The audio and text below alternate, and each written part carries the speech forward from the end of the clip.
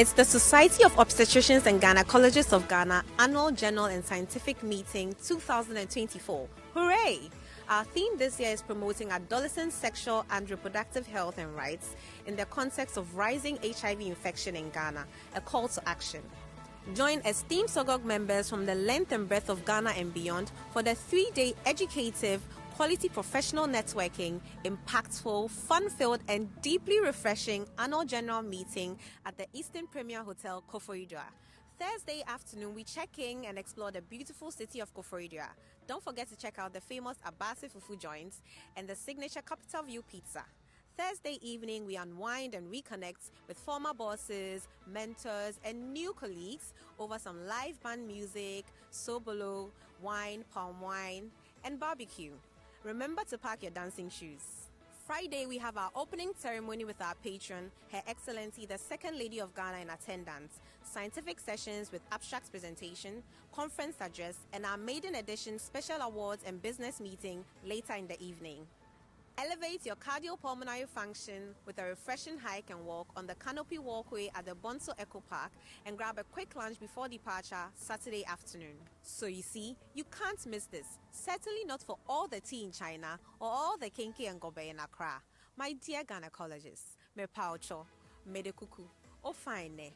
Kindly reschedule all your elective surgeries and let's meet in Koforidua on Thursday the 31st of October to Saturday the 2nd of November. Oh, and 50 lucky members will have their meals and accommodation at the Eastern Premier Hotel covered totally. See you there. It's the Society of Obstetricians and Gynecologists of Ghana Annual General and Scientific Meeting 2024. Hooray!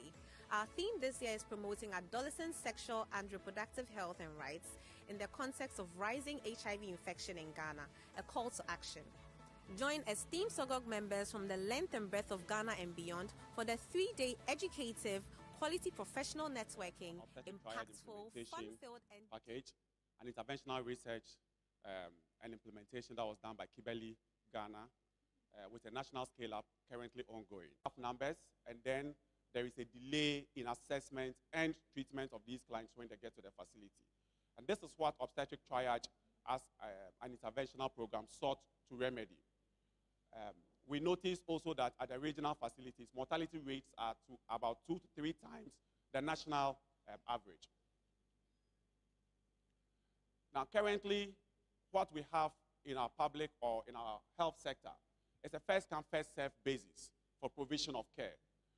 We have no idea how long patients wait because nobody is actually taking notes. Emergency obstetric conditions are time-sensitive, and we need to be able to intervene early enough if we need to save life. There is very limited data as well with regards to this. Now, obstetric triage generally as a concept is a systematic process used to prioritize the care of patients, and the purpose is to ensure that those with the most urgent need receive timely medical attention to help reduce maternal and neonatal complications. So the theory of triage comes from the battlefield, where in the military, they seek to, because there is inadequate resources, they typically seek to prioritize the clients so that they don't waste too much resources. And so they categorize their clients into priority 1, priority 2, priority 3. And then they color-coded their clients. So we adopted a similar approach in obstetrics. And that is how obstetric triage came to be birthed. It started as a pilot intervention at the Greater Accra Regional Hospital, that is REACH Hospital. When they did the baseline study, it was found that we assessed about 926 admissions. And some patients waited for as low as no waiting at all. And for some also, it took almost a day for them to assess care. The mean time was about 83 minutes. So, following the findings at the Greater Accra Regional Hospital, the interventions developed was the triage course. And then midwives were trained, and then tools were developed to help reduce these congestions and waiting time.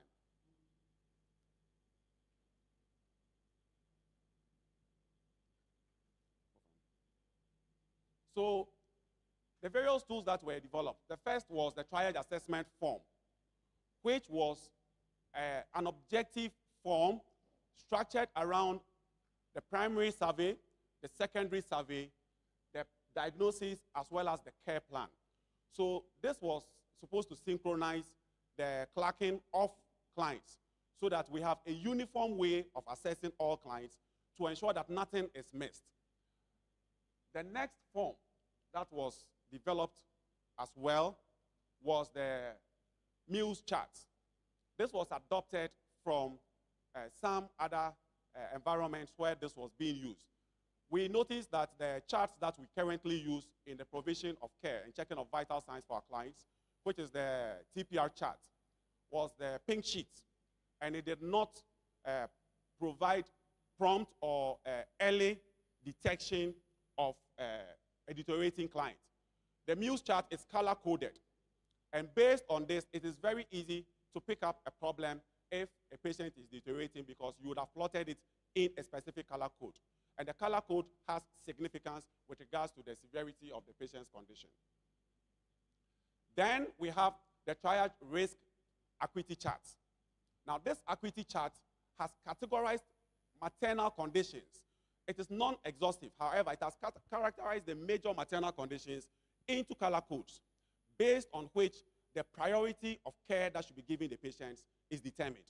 So we have got the red, yellow, and the green, with the various conditions placed respectively under them. Now, after the implementation of the triage program, together with the use of the tools, with the mean or the waiting time reduced significantly across the various timelines that we did assessment. The baseline was 40 minutes. After the implementation, it had come up to about 7 minutes, and then subsequently up to 5 minutes. The internationally accepted time for triaging is 10 minutes for every patient that comes to the hospital. So following the success of the implementation at the Greater Accra Regional Hospital, a similar implementation was done at Tema General. And again, as you can see from the chart, the baseline was pretty low. Just about 10% of clients were assessed within the internationally accepted time. It rose to 65%. After 12 months, it rose up to 85%. And this is a significant improvement in the quality of care. So results from other hospitals, we noticed that the timeliness of care, thoroughness of documentation with regards to the various key maternal and obstetric health information as well as diagnosis and care plan were adhered to because the tool was available to guide practitioners in how to write these. The risk assessment also, we had what we call the banding compliance as well as the banding accuracy. Those were the bands those are bands that clients typically wear to help make a determination of which client needs care more than the other. So I had already mentioned that the internationally accepted time for clients to wait for triaging is 10 minutes. So following the success of this, the study was line across for all the facilities was well below 10%. Only less than 10% of clients were seen within the internationally accepted standard of 10 minutes.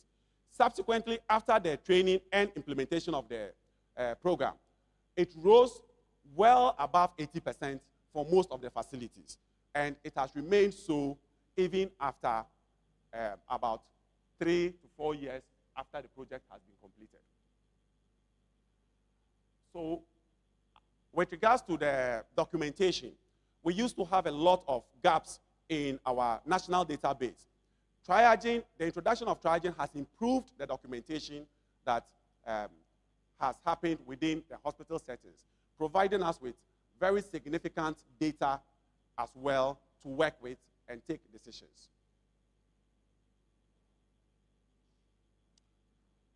So with regards to risk assessment, typically what happens with the triaging is that dependent on the specific color code that the diagnosis falls under, the client would be would have a risk band, part where patients have delivered, what we call the line inward. Clients typically with green bands, part where patients have delivered, what we call the line inward. Clients typically with green bands, it is easy for those clients to go home. So eventually, we are going to scale it up and train all major facilities across the country. So this is just to give us an idea of the geographic zoning as we have. And the cascaded training, like we said, we do the national training, then the national trainers will train the regional trainers or the facility trainers, who then do the facility-based cascaded training. We have also sought to introduce obstetric triaging into the curriculum of the training institutions. We did this same presentation to the Nursing and Midwifery Council, and they have adopted to include obstetric triaging into the pre-training curriculum. So once we do the obstetric triaging, we set up a triage area where the triaging is performed. And this triage area is usually set up before the trainers leave. And this is an area that is dedicated with all the resources to be able to provide that immediate care and make a determination as to the next place that this patient should continue with their care. And this is our current status. For the sustainability efforts, we are building champions' capacity to continue in-house training. We are integrating all the tools and forms that we have developed as part of the triaging process into the Lightwave health information management systems. And then we're equally integrating the quality assurance indicators. By Dr. Joseph Edu. And after that, the chairperson for the scientific session will come up and will do a 5-minute question and answer. Thank you. However, Toyota Highlander, a silver Toyota Highlander by number GE 1998-18. You are blocking the path for progress. So can you move your car for us? Thank you very much.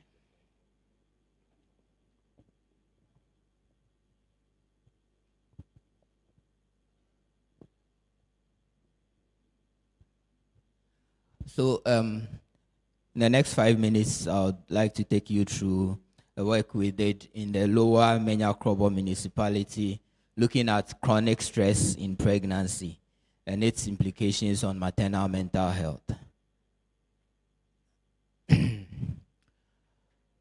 We know that chronic stress leads to cardiovascular diseases, stomach ulcers, infections, migraines, and even suicides. But within our purview, this could also be associated with low birth weight, preterm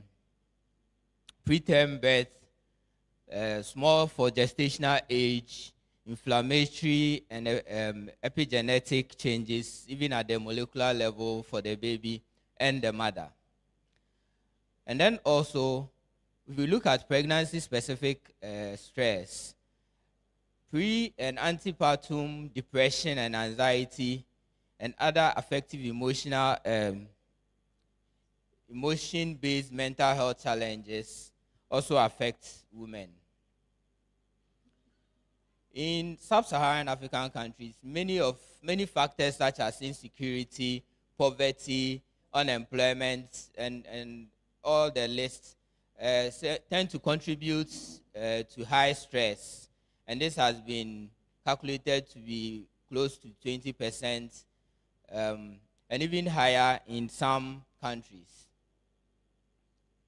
Also, antepartum, antenatal depression and then antenatal anxiety are the strongest predictors of postpartum depression and other adverse outcomes. In Ghana, studies done somewhere in the early 2000s, revealed a prevalence of up to 28% in some women. However, we realize that most of these skills use most of these researchers are using different skills, making it difficult for comparability. So we set out to do 4 main things. first to catalog the types of chronic stresses and pregnancy-specific stress amongst pregnant women, and then determine their prevalence. We also seek to examine the factors associated with these stressful events, and then examine the association between chronic stress and depression, as well as anxiety. This was a descriptive facility-based cross-sectional study in 3 hospitals within the Lower Menya Krobo municipality. So, Etua Government Hospital, Akuse, and St. Martin's. And we used 3 main tools: the perceived stress scale, the patient health questionnaire, version 9, and the generalized anxiety disorder questionnaire, version 7. Now, the thing about all these skills, 65% or 60% of women who come to your labor ward are already afraid and stressed. And then also issues concerned with the ability to care for the child. So using these 3 skills that I mentioned earlier, this was the prevalence. For stress, most of the clients are actually high or moderate. If you combine these 2, that's almost everybody. Every pregnant woman is stressed. For depression, you also have quite a number, about 7-8% being severe depression, moderate, and mostly mild. And then for anxiety, mostly mild and none. So we found these factors to predict chronic stress and pregnancy-specific stress. For chronic stress, marital status, surprisingly, was so clients who were married had about 2 times the odds of having chronic stress.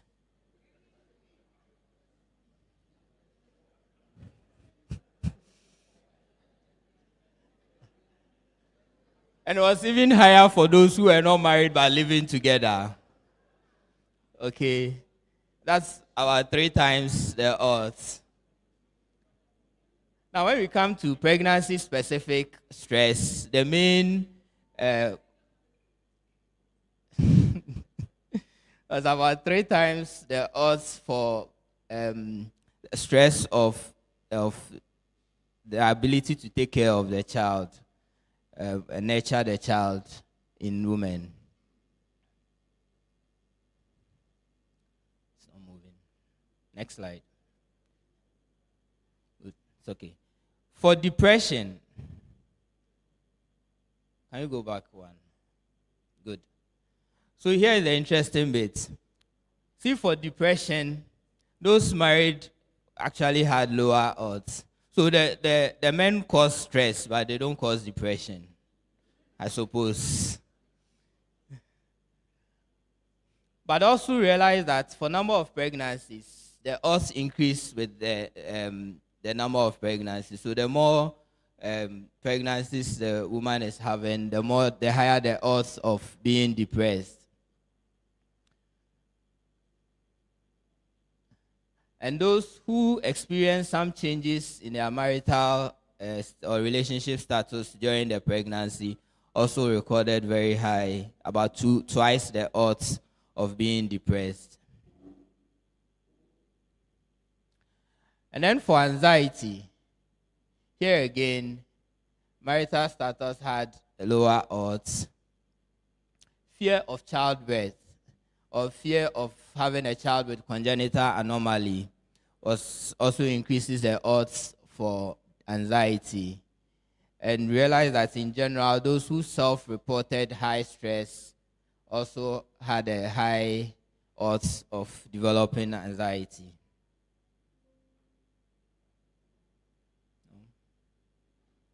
So in conclusion,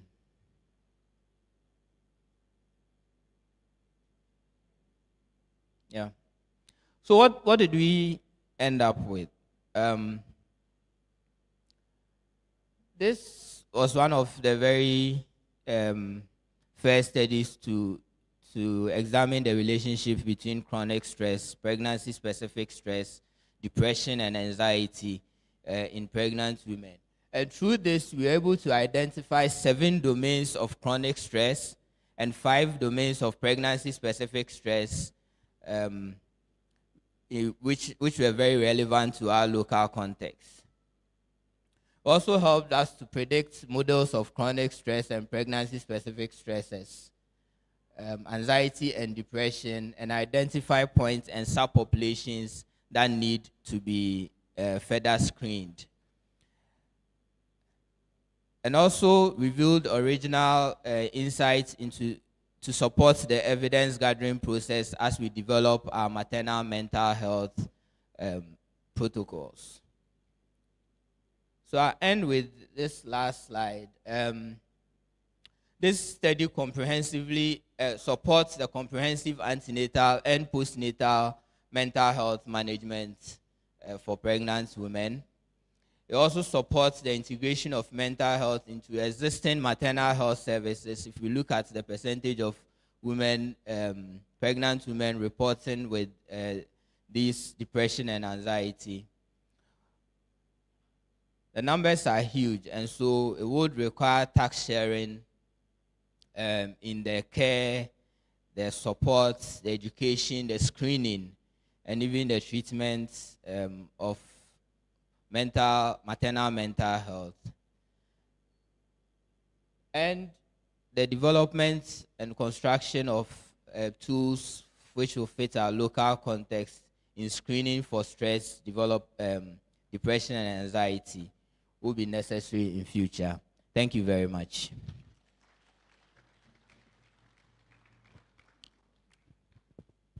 Thank you very much, Dr. Edu. So we've had 3 powerful presentations by Doctors Denumi, Dr. Woba, and Dr. Edu. The floor is open. The chairman, Dr. Connie, is ready. So if there are any questions or contributions to the presentations, please, let's have them. Yeah, thank you very much. I think these have been very powerful presentations spanning all areas in sexual and reproductive health. The first one, the Nueme, we like your enthusiasm. Yeah, very precise. And then we also had Dr. Woba, who also introduced us to pink sheets.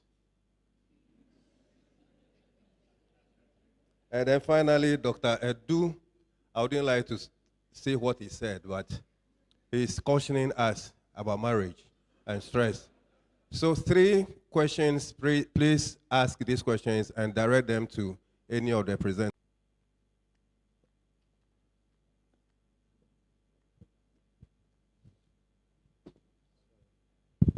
Right.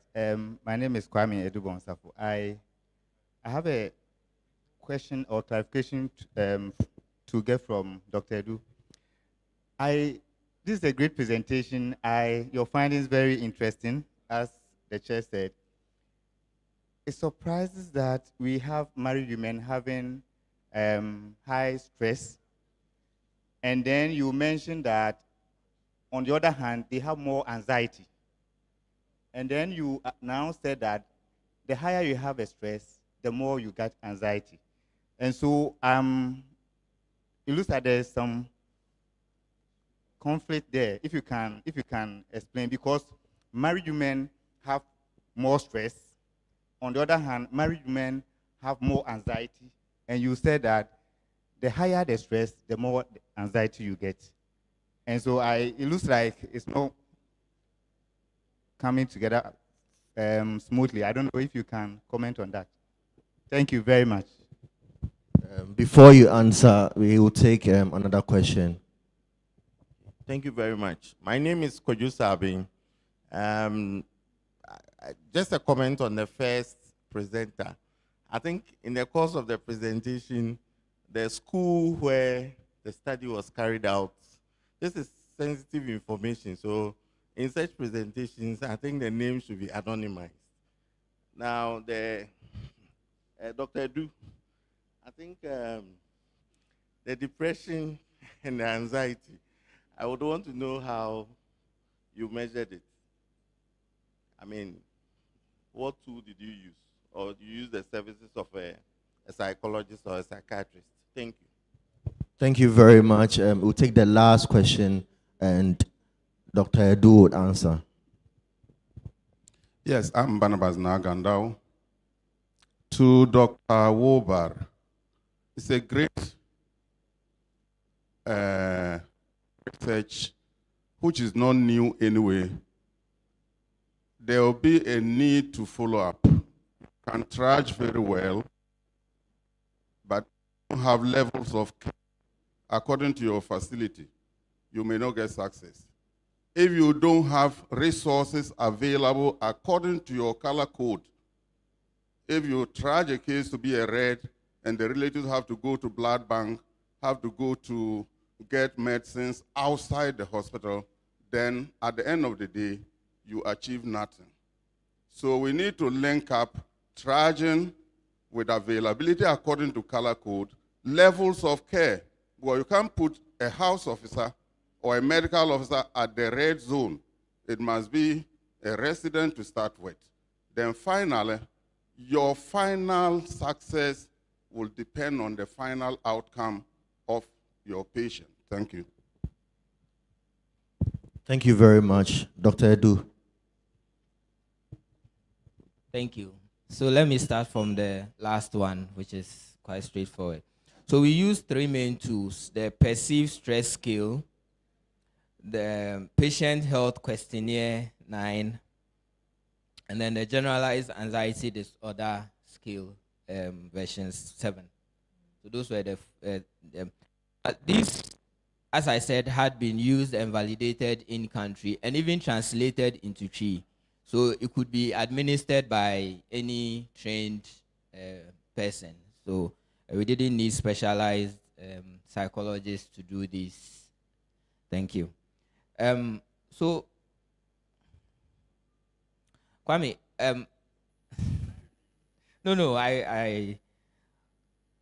so the first thing is that the higher your stress levels, the higher your depression. That's in the general population.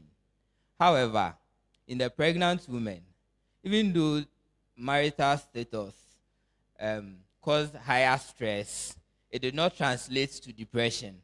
So they had lower depression and lower anxiety, even though the stress, because there are different skills for measuring them. So that's what I try to project.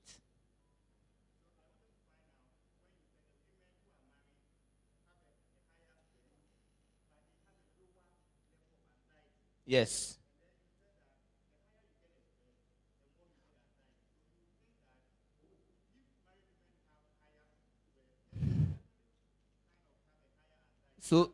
So that's why that particular demography was highlighted.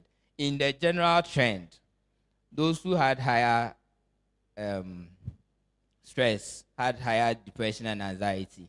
But in the category of married or living together, even though their stress levels were high, it did not translate into higher levels of depression and anxiety. Thank you. Right. Thank you very much. Are there any more questions? Okay. So we'll bring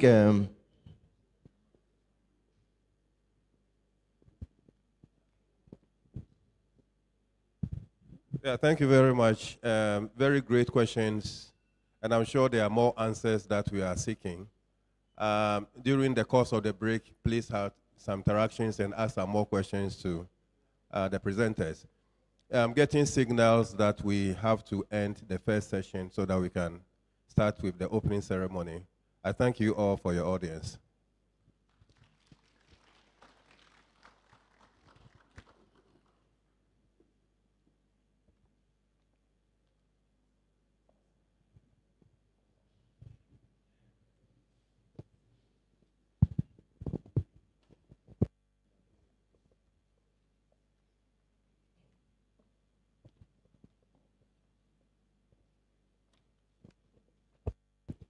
Okay, good morning once again.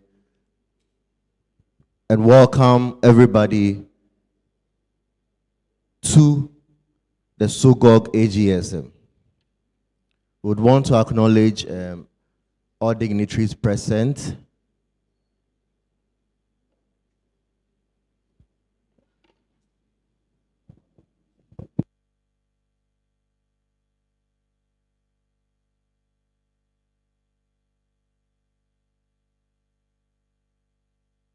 Right, so I would want to call on Dr. Thomas Coney once again to give us an opening prayer.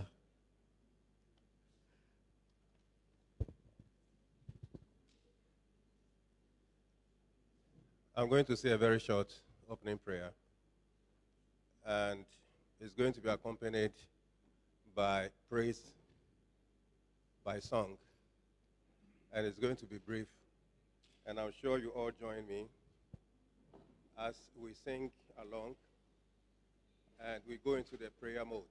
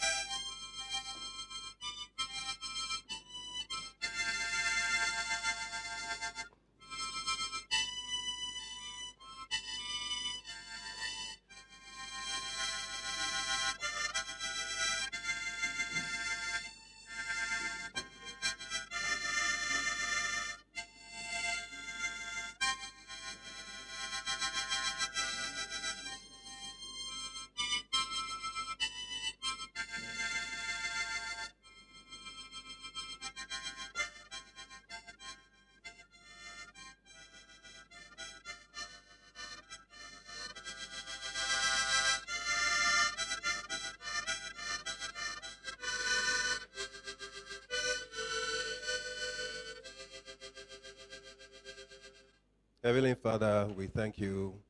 We bless your name. We pray that you be in our midst through it all. In the name of God the Father, the Son, and the Holy Spirit. Amen.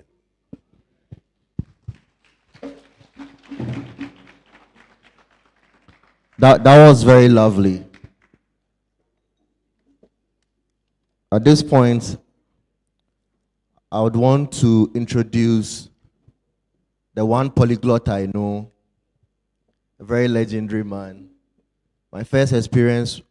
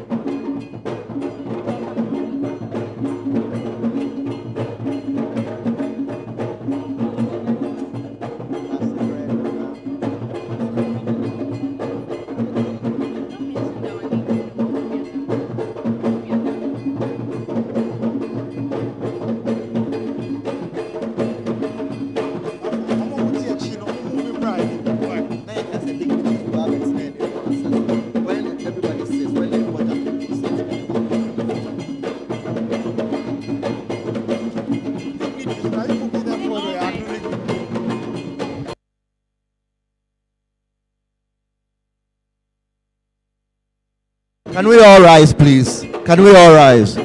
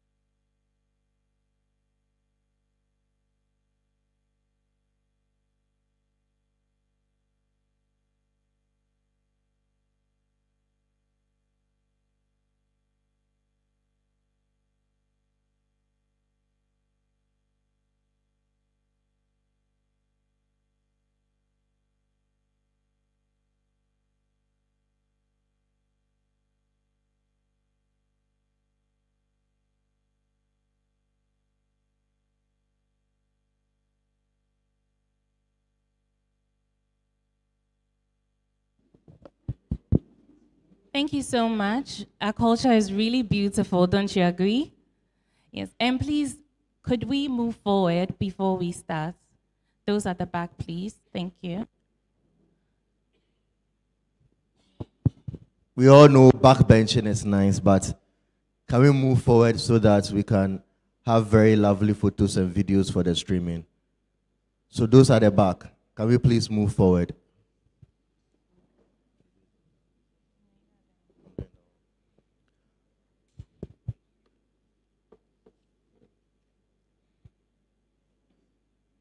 So as I was saying, I would want to now introduce the SOGOG president, Dr. Ali Samba, OV, who will give us the welcome address. Thank you very much.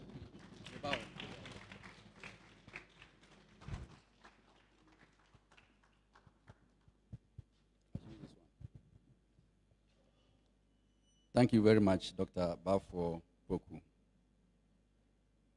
Your Excellency, the Second Lady of the Republic of Ghana, Mrs. Samira Bawumia, our special guest of honor, and our patron,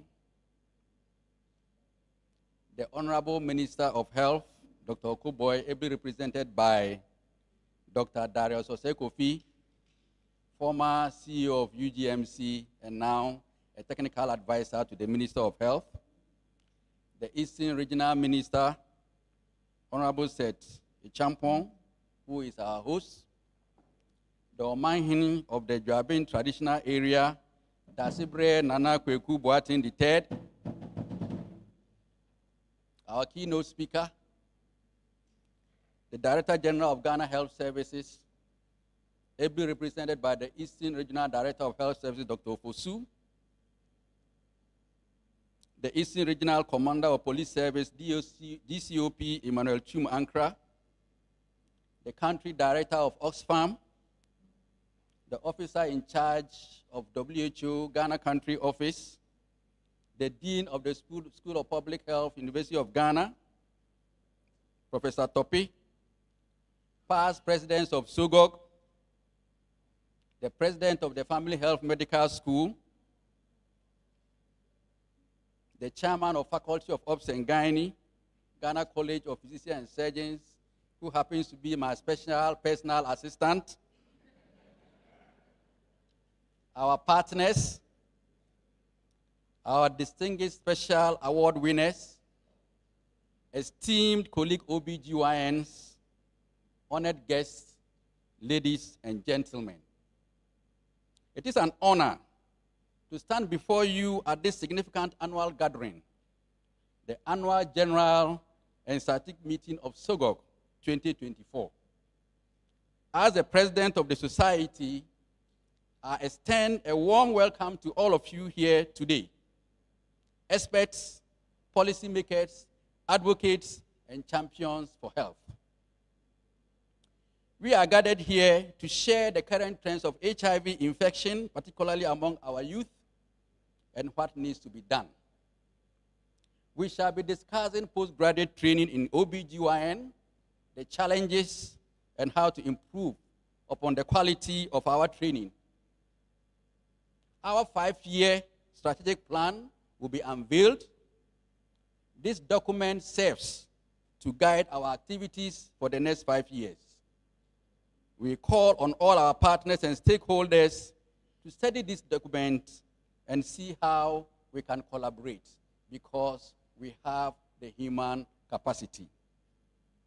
We shall be honoring our own who have served and dedicated their lives for the care of women and girls in Ghana.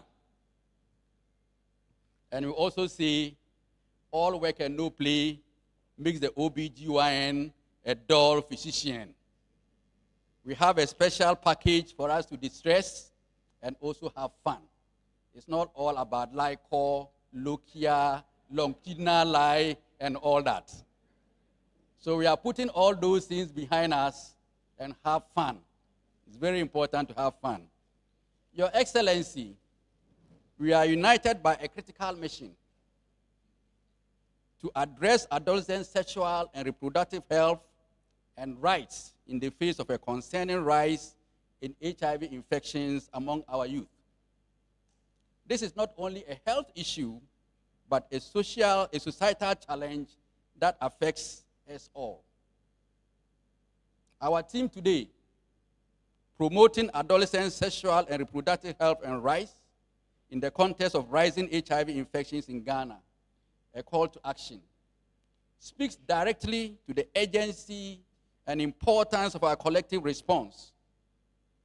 HIV continues to play a significant burden on our healthcare systems and the lives of individuals and families across Ghana, especially impacting our youth. The trend we observe is not merely a statistic. It represents young people whose futures are compromised by preventable circumstances. Recent data indicate that Ghana is experiencing an upward trend in adolescent HIV cases, a reality that calls for immediate evidence-based interventions. Adolescents are particularly vulnerable due to a mix of biological, social, and structural factors. Stigma, misinformation, and limited access to reproductive health services exacerbate these vulnerabilities, creating barriers that must be dismantled. Remember that some of these young ones were born with HIV due to the failure of the system to prevent mother-to-child transmission of HIV and have had to live with the disease all their lives. Our response must begin with robust and comprehensive sexual and reproductive health education, tailored to equip young people with the knowledge and skills necessary to make informed decisions about their health. Education, however, is only the beginning. We must also ensure accessible adolescent and youth-friendly health services, especially STIs, including HIV, that respect the privacy, dignity, and needs of our adolescents. Policy reform is equally crucial. We need laws and guidelines that protect adolescent rights and promote safe, supportive environments. This includes enhancing partnerships with key stakeholders from families and schools to media outlets and community leaders, including Nananom, to foster an environment where accurate information, empathy, and support are readily available. The Society of Physicians and Gynecologists of Ghana remains committed to fostering partnerships. We understand that this challenge cannot be tackled by the healthcare sector alone. It requires the active involvement of government ministries, non-governmental organizations, educational institutions, and the private sector. Together, we can build a holistic response that reaches every adolescent, regardless of their background or circumstances. The society is happy and proud of the collaboration we have with Oxfam Ghana to help improve on quality maternal and newborn care and sexual and reproductive services in Ghana. We are grateful for all the support the society has received from Oxfam. I think they deserve a hand. Can we give them a hand? Today, I call upon each of you to join hands with SOGOG in taking concrete actions. Let us ensure that every adolescent in Ghana has the information and resources and support needed to lead a healthy life.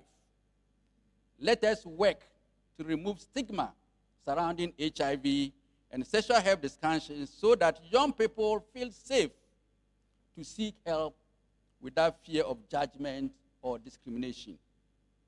And let us advocate for policy reforms that prioritize adolescent sexual and reproductive health in our national agenda. Your Excellency, our youth are the backbone of our nation's future.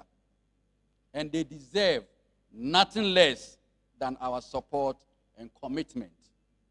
Together, let us transform today's challenges into tomorrow's successes. God bless all. God bless SOGOG. Salam. Thank you.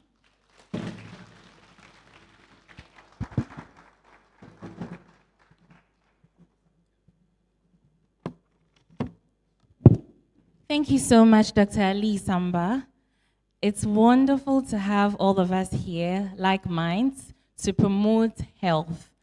And so we want to acknowledge the presence of some of the dignitaries that have made this possible. So first of all, we want to acknowledge the presence of Dr. F. Lule, the WHO country representative, Dr. Chris Fofi, the Deputy Director of Family Health, Dr. Karim Mumuni, the Faculty Chair of Ghana College of Physicians and Surgeons, Dr. A. Yeboah, the Medical Director of the VRA Health Services, Dr. Strofinho, the immediate past Medical Director of the Ridge Hospital, Dr. Sabeng, the Medical Director of CATH, and Dr. Gandal. And then we'd also like to acknowledge the following people: Dr. E.N. Yemo, Dr. J.B. Wilson, Professor E.S.K. Moore, Professor and Drs. Mrs. Kwao Kume, Dr. V. Jokoto, Dr. J. Amaya, and Dr. S. Gumanga. And then Brigadier General Dr. Nab. Thank you all for being here. Okay, so my name is Dr. Nade Komletete, and my fellow MC is Dr. Akwesi Bafo Opoku. We are not professional MCs, so please have mercy on us. We trust the program is going to go on successful. So as we are starting, I'm going to set the ball rolling by introducing our chairperson for today. So our chairperson is Professor Kwesi Topi. He is a professor of public health and the dean of the University of Ghana School of Public Health. He's a public health physician, a program manager and researcher with extensive experience in implementation of public health programs in so many African countries. He's the scientific chair of so many conferences, including the HIV treatment, pathogenesis, and prevention research in resource-limited settings. He's also an associate fellow of the Amsterdam Institute of Global Health and Development. He's an academic, and he also works in the Academic Medical Center of the University of Amsterdam, Netherlands. He's a member of the Global Fund Technical Review Panel. So ladies and gentlemen, please let's join hands as we introduce our chairperson for today, Professor Kwesi Topi. Thank you.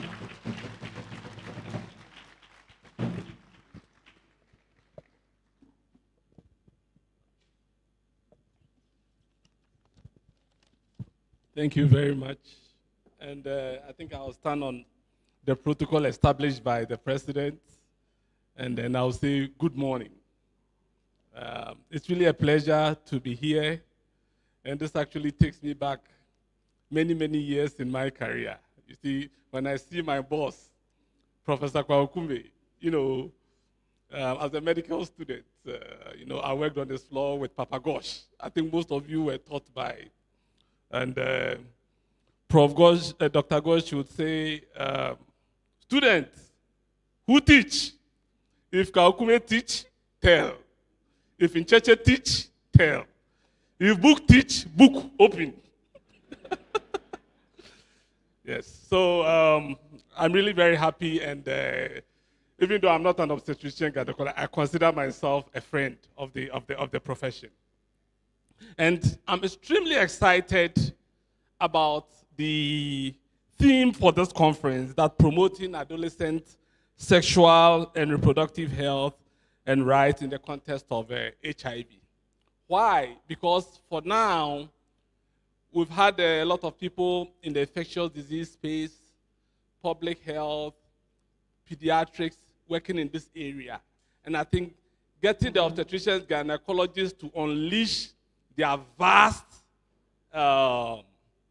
arsenal will basically help us win this fight. And I'm really happy that with you coming on board, we'll be able to make significant progress. Now, I would say that this theme is very, very important for me for three main reasons. The first one is, if you look at the prevalence of HIV among adolescents in Ghana, I mean, when they start, you look at prevalence of around 0.3%. And 0.3% is relatively high because as an adolescent, you don't expect them to have HIV at all. And then, of course, you have the risky behaviors kicking in. And actually, we've done some work in 2020 that shows that young people, that is from 16 to 24, who are actually engaged in sex work, have a prevalence of 3.2%. So basically, if we do something about this, then what we are going to experience is that, one, we'll have the collateral benefit of reducing teenage pregnancy. We'll have the collateral benefit of reducing human papilloma virus incidence. We'll have the collateral benefit of all the obstetric complications associated with teenage pregnancy. The second point I also want to mention about adolescents is that the adolescent group is the only demographic group that has not maximized the benefits of what we know about HIV today. So in terms of prevention, in terms of testing, they are lagging behind. And if you look at the coverage of services among these groups, it is low. You look at treatment outcomes, whether the viral load suppression, it is low. So I think this will allow us to make intentional and deliberate efforts to be able to address the problem that we have in the adolescents. Now, the last point I would make before I sit down in terms of my remark has to do with a group that is almost forgotten. If you look at the data estimates from Spectrum for Ghana, we have close to 20,000 adolescents, this is 10 to 19, living with HIV in Ghana. We also know that the elimination of mother-to-child transmission program started around 2000. And some of these kids were born because they really did not get access to this prevention methods. And then they are around the adolescents. Some of them are actually young women. And what are we doing for them? It's not just those who are at risk of getting infected, but those who are also infected. And again, about 2 years ago, we did some work. And then if you look at condom use among this group is very low. Now they are getting ready to get married. They want to have kids. What do we have for them? So for me, this is food for thought for all of us.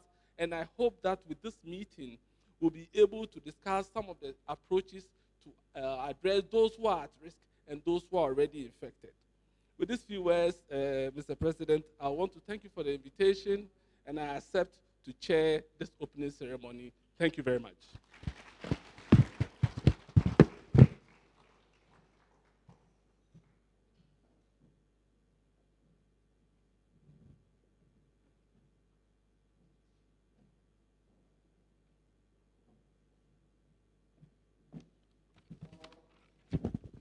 Thank you very much, Mr. Chairman.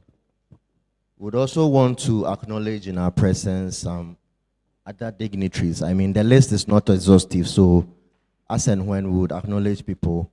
We have Dr. Marion Oko-Owusu, Director, Family Health Division, Ghana Health Service Headquarters. We have Prof. Mohe, Medical School, UHAS. We have Dr. Sylvia Diganus, our own Mama We have Dr. Ludga Dako and Dr. Jokoto. So we'll take an address by the DG, who is being represented by Dr. Winfred Ofosu, Regional Director Health Services. So let's welcome Dr. Winfred Ofosu to give us an address.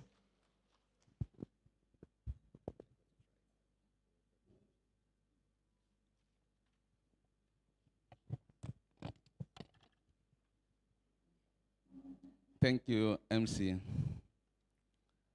Dr. Chairman, President of SOGOG, and my good friend, Dr. Lisamba, for many years at the B block of Koforidua. Permit me to stand on the existing protocol, but just to recognize a few other people. The officer in charge of WHO country office, Dr. Lule, directors who are here, Director Family Health Division. Importantly, my teachers who are here from Koforidua Teaching Hospital, distinguished colleagues, ladies and gentlemen. I bring you warm greetings from Director General of Ghana Health Service. And he regrets very much his inability to be with us here this morning. He tried very hard to be here, but other exigencies could not allow him. As a result, he asked me to share a few remarks on his behalf at this very important meeting. So, as we all know, when you represent your boss, you should be able to do that ably. And so for all the audience, all the good things that my remarks will bring out are for Director General. And all the other ones that you will not be pleased with, those ones attribute to Dr. Winfred Ofosu. So Director General congratulates SOGOG on the successful organization of the 2024 Annual General and Scientific Meeting being held in Eastern Premier Hotel, Koforidua, Eastern Region. The preferred place for many meetings these days. He's thankful for the kind invitation to join you at this very important meeting to discuss very important issues that impact very much on the health outcomes. And he's grateful to all the SOGOG members for the role you have been playing in the health service delivery in the country. We have seen in the past years significant improvement in the maternal outcomes. And this we can directly attribute to the increasing numbers of SOGOG members in the country. I recalled a few decades ago, it was hard to find an obstetrician and gynecologist in the district hospital. But today we have so many of them. And this has impacted significantly on maternal health outcomes in the country. The Ghana Health Service is currently implementing its flagship intervention, which is Network of Practice, which aim at retooling and strengthening health service delivery at the sub-district level. For many of us who work at the higher level facilities, teaching hospitals, regional hospitals, and also district hospitals.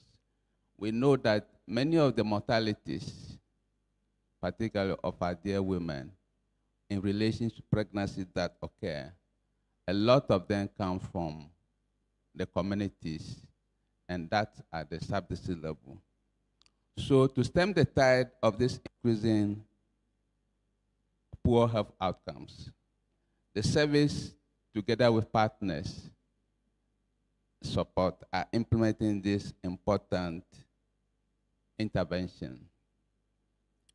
The Director General's hope is that SOGOG members who provide leadership in the implementation of the network of practice to strengthen maternal and child health care provision at this level through supportive supervision of the midwives, the community of nurses, and other cadres that provide services at this level. We believe that doing this will go a long way to improve health outcomes, particularly when it comes to our mothers. Your team, promoting adolescent sexual and reproductive health and rights in the context of the rising HIV infection in Ghana, a call to action, is apt and very significant.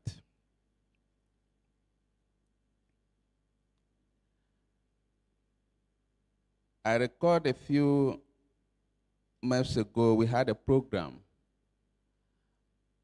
And during the discussion of HIV, the lady came out and said he thought that HIV disease is gone because he's not been hearing about it again.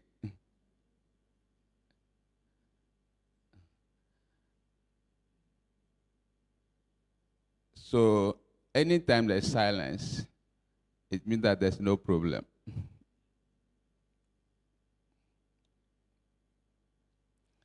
But the rising trend is a stark reality that if we do not continue to work hard, our achievements will not be sustained. And that's precisely what we see as far as the rising trend of HIV among adolescents is concerned. And adolescents, as has been indicated by earlier speakers, represent our future. Those of us in this room, once upon a time, we were in that age group, and I believe there are still some here who are in that age group. And so we need to do everything within our means to support them, to ensure that our future as a society remains bright. Adolescents need information, particularly with respect to safe sex. Often this information is unavailable, and often they resort to peer-to-peer information. With the widespread distribution of SOGOG members, we believe that SOGOG taking up this particular issue will be able to make inroads. Our recent immunization campaigns have shown that a significant proportion of our population receive information from the health workers. So if every SOGOG member in the consulting room, every adolescent that he sees, will talk a little about HIV and request that that adolescent shares with another adolescent, we believe the snowball effect will provide adequate information on safe sex and prevention of HIV/AIDS, in particular among this group. Technology has come and it is the future. Let us also look at how we can deploy technology to appropriately reach this particular age group on this important issue and to work with them to stem the tide in the rise of HIV. Clearly, health sector alone cannot address this issue. And as the president of SOGOG said, this is a multi-sectoral issue. And so we need to work together with other sectors to make sure that this issue is appropriately addressed. Our health partners who have been supporting us, we believe that will join us to do that. We have a number of civil society organizations already working in this area, in communities, working to strengthen information system, behavior change, communication, as far as HIV is concerned. Some have targeted specifically this particular age group, the adolescent. And we believe that all of this, working together, we can reach them. The recent success story in Eastern region, as far as point of care is concerned with respect to elimination of mother-to-child transmission of HIV, is good news for all of us.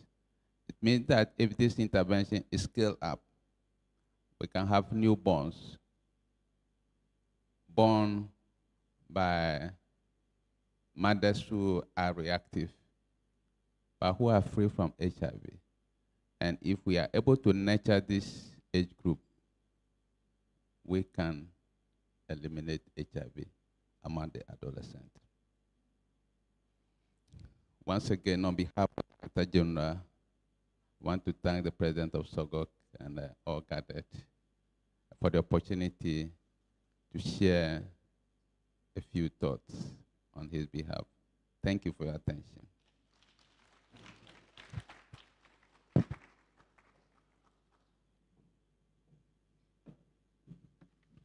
Thank you, Mr. Winfred Fosu. So we'd like to once again acknowledge Dr. Chris Fofi because he was not properly introduced. He's the Deputy Director of the Family Health Division of the Ghana Health Service. And then also would like to acknowledge the presence of Dr. Catherine Atto, who happens to be my cousin. She's the National Professional Officer of Reproductive, Maternal, Newborn Child, and Adolescent Health. Shall we give them a round of applause? So to continue, we'd have an address by the World Health Organization from the officer in charge, who's Dr. Frank Lule. Shall we welcome him? Thank you.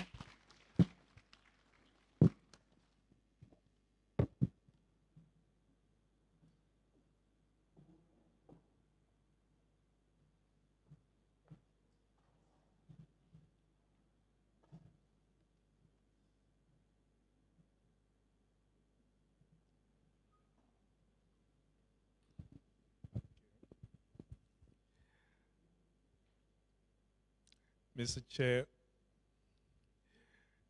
allow me to stand on existing protocol. And Mr. President, I must say congratulations for putting this AGM together. I don't know if it is me, but I don't think I've seen such a big number before. Probably this is one of the most active professional organizations. I don't know, but it's... Thank you so much for putting this together. I'm sure Professor Topi is also saying he's going to do something as big, if not bigger. But this is really impressive. And I'll start by really thanking you for inviting us to be part of this AGM. We do not take it for granted. And secondly, also for selecting this theme of really looking at adolescents in the context of HIV. These are very special areas to WHO, and I received a WhatsApp from the regional director when I told her I'm here for this AGM because adolescent health is one of the flagships of WHO. It is one of the flagships the regional director stood for when she was starting her 10 years, which is about to end. So she really passes on her thanks. And in the same vein, we also bring you greetings from our Director General, Dr. Tedros Adhanom Ghebreyesus. The unfortunate thing is when I got the WhatsApp, I was given messages to pass on, which totally threw me off the very long script I had put together. And as Dr. Ofosu has said, when usually your boss tells you what to say, probably it's best to go that way. And I've been asked to just mention two things. The first one is really to say thank you for SOGOG for having made available the expertise and the specialists to WHO, either in advisory groups, in technical working groups, in development of global guidelines, and indeed in building capacity, not only in Ghana, but in other countries as well.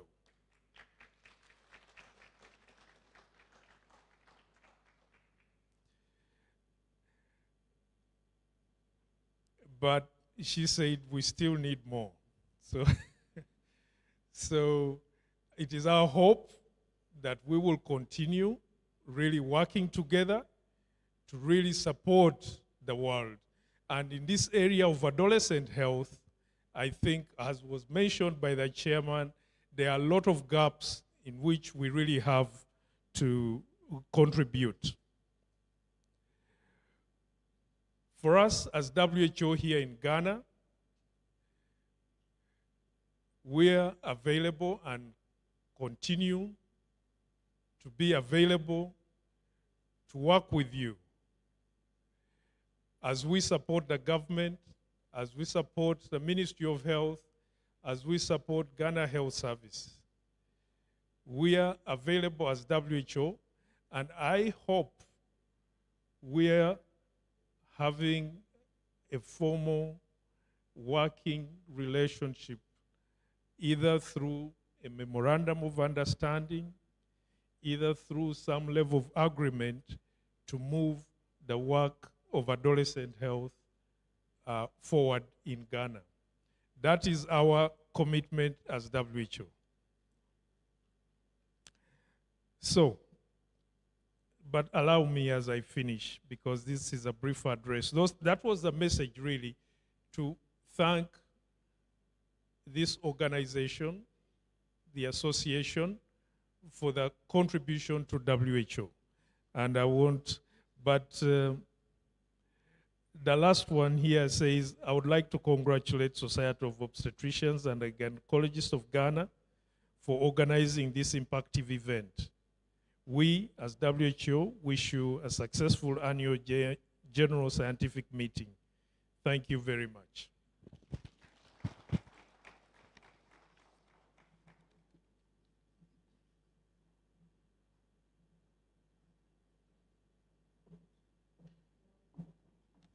Thank you, Dr. Frank Lule. We are so grateful to have you here. And so we want to acknowledge the presence of our sister professional societies. Without them, we won't be able to give of our best as obstetricians and gynecologists. So we'll take addresses from them. We'll take an address from Dr. Hilda Boy, who's a representative of the Pediatric Society of Ghana. And then we'll also take an address from the Ghana Registered Nurses and Midwives Association. And then their representative is Hayford Lai. Can we give them a round of applause, please?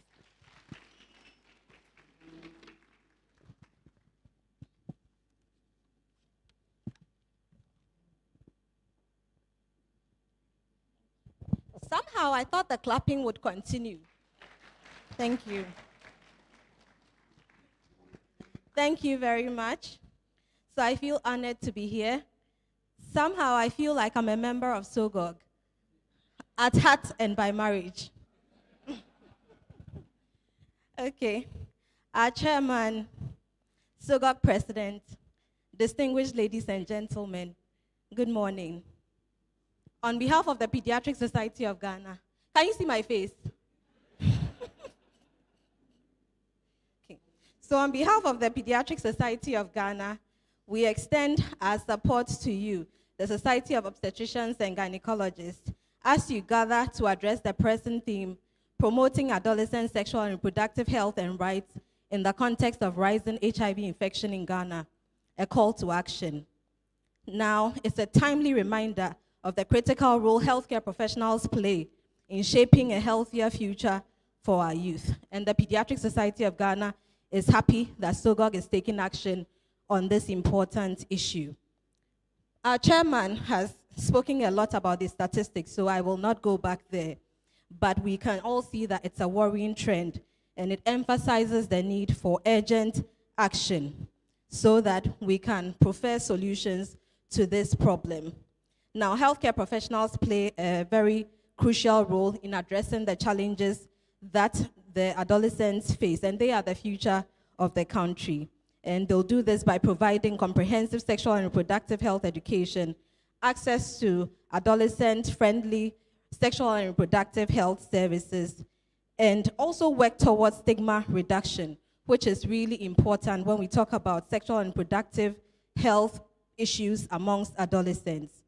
Now, the rising HIV rates among young people in Ghana demands a unified response, one that will prioritize not just education, but protection and advocacy, as well as the need for proactive, compassionate, and inclusive care that will meet the need of young people wherever they may be.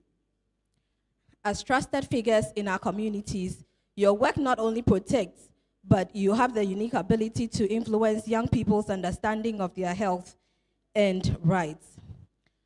For us as advocates for child and adolescent health, we recognize the critical role each of you play in ensuring that mothers and their children have access to quality care.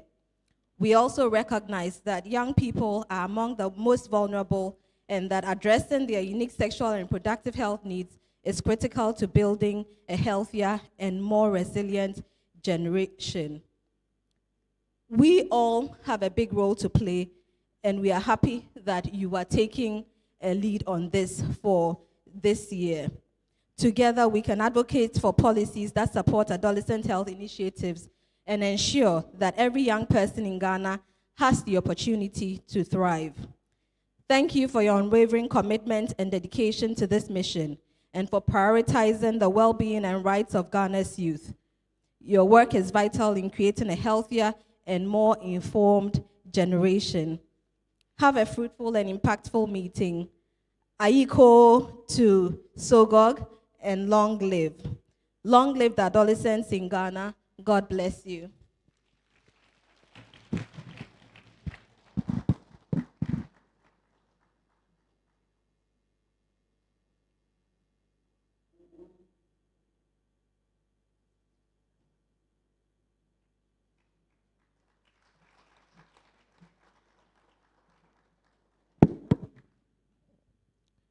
Good morning to you all.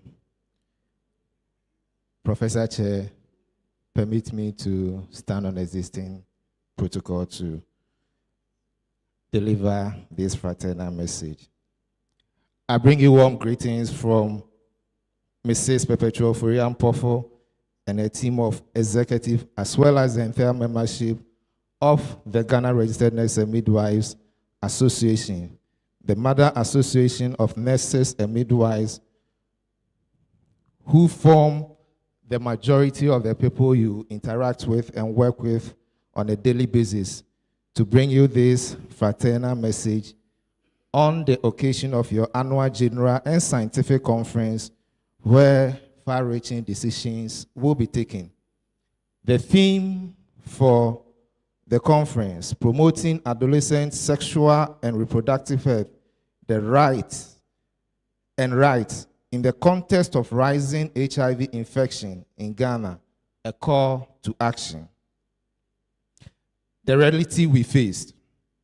Our adolescents are the future of our dear motherland, yet they stand at a crossroad, facing unprecedented challenges in sexual and reproductive health. The rise in HIV infection among the young people is indeed a call to action for us all.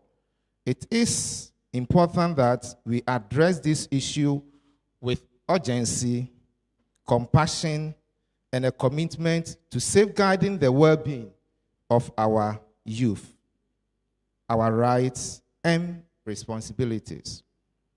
Every adolescent, like every Ghanaian, has the right to access comprehensive sexual and reproductive health services, as well as education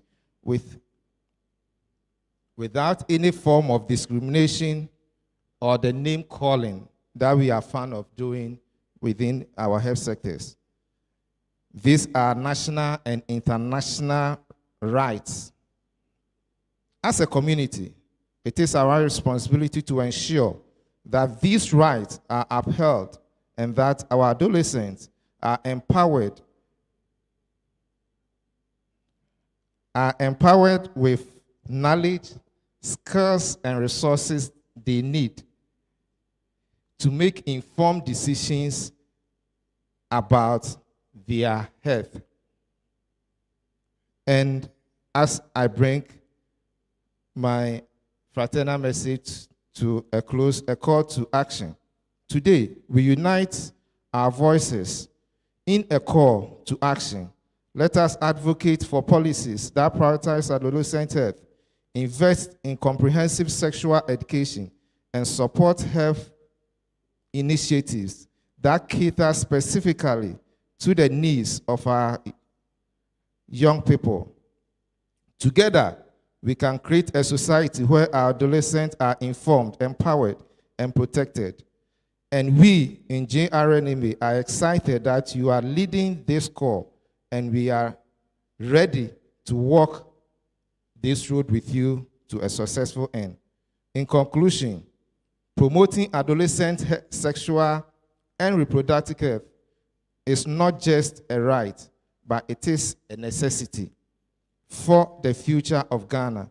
Let us stand together, united in our commitment to safeguarding the health and well-being of our youth. And may we be the change makers, the educators, and the supporters that our adolescents need. Thank you, and I wish you a successful conference.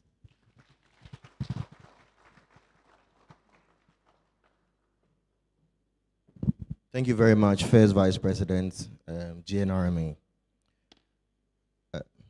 At this point, we are in somebody's land, and we want to acknowledge them and let them give us a brief address as well. We will take a message and a welcome to Nana Osei Bonsu Sempe II, Oyokohene and Adontenhene of New Drablin Traditional Council. So we would want to welcome him so that he gives us an address as well. Thank you very much.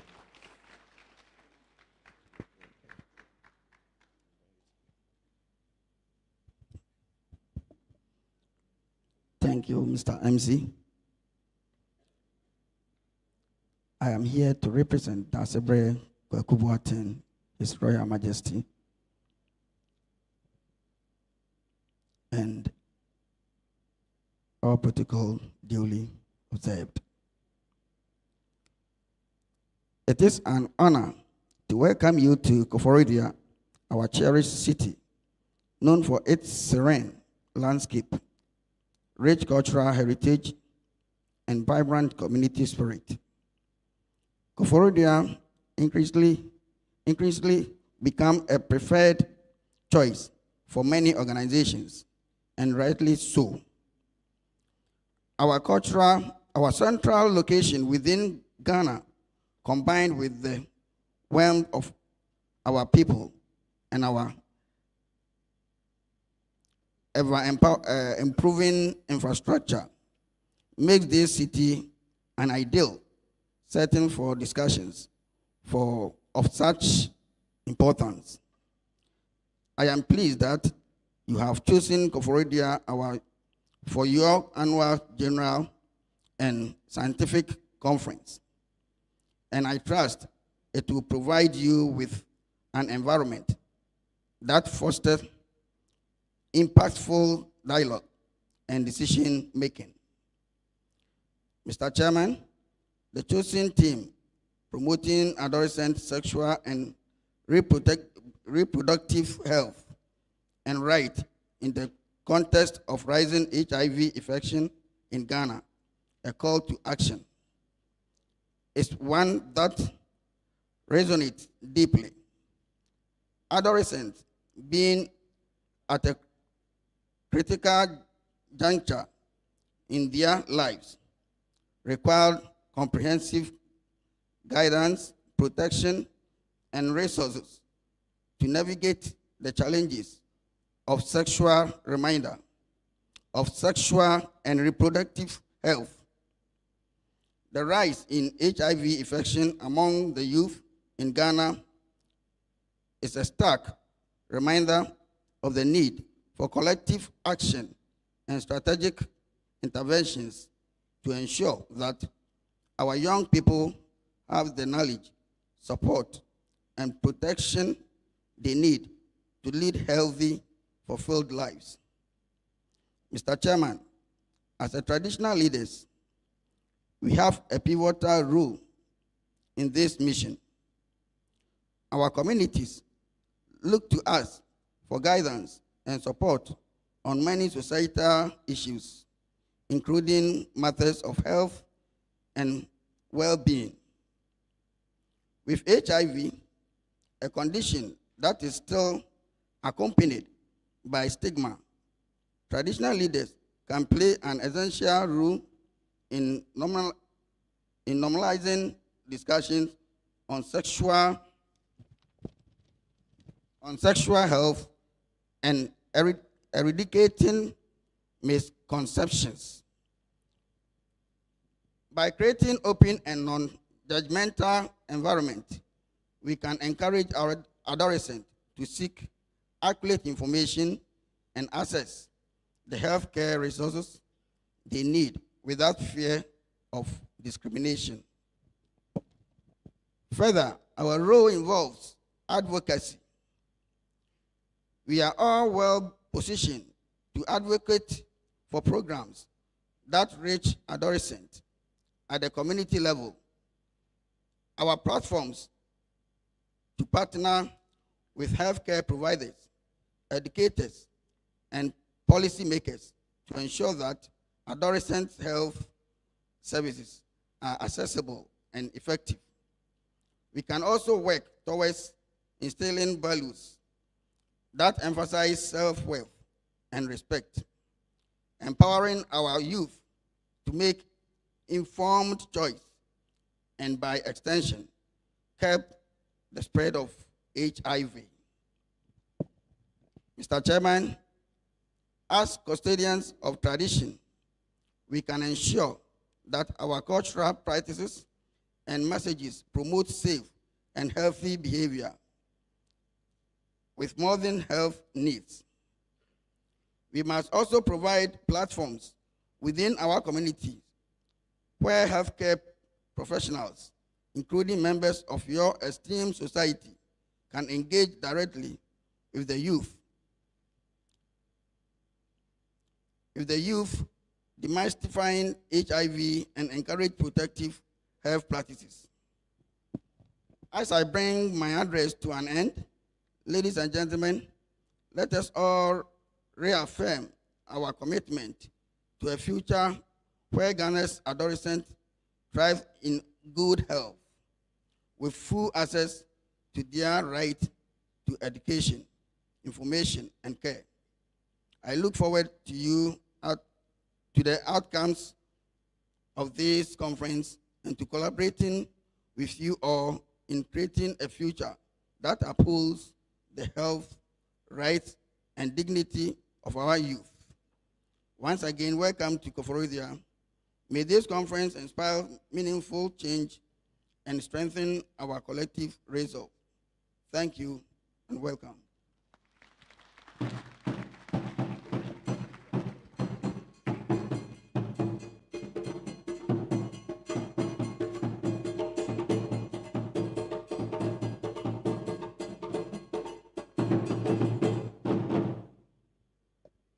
Thank you very much to the custodians of our land and your entourage. We are really grateful for having us in your beautiful land. Thank you.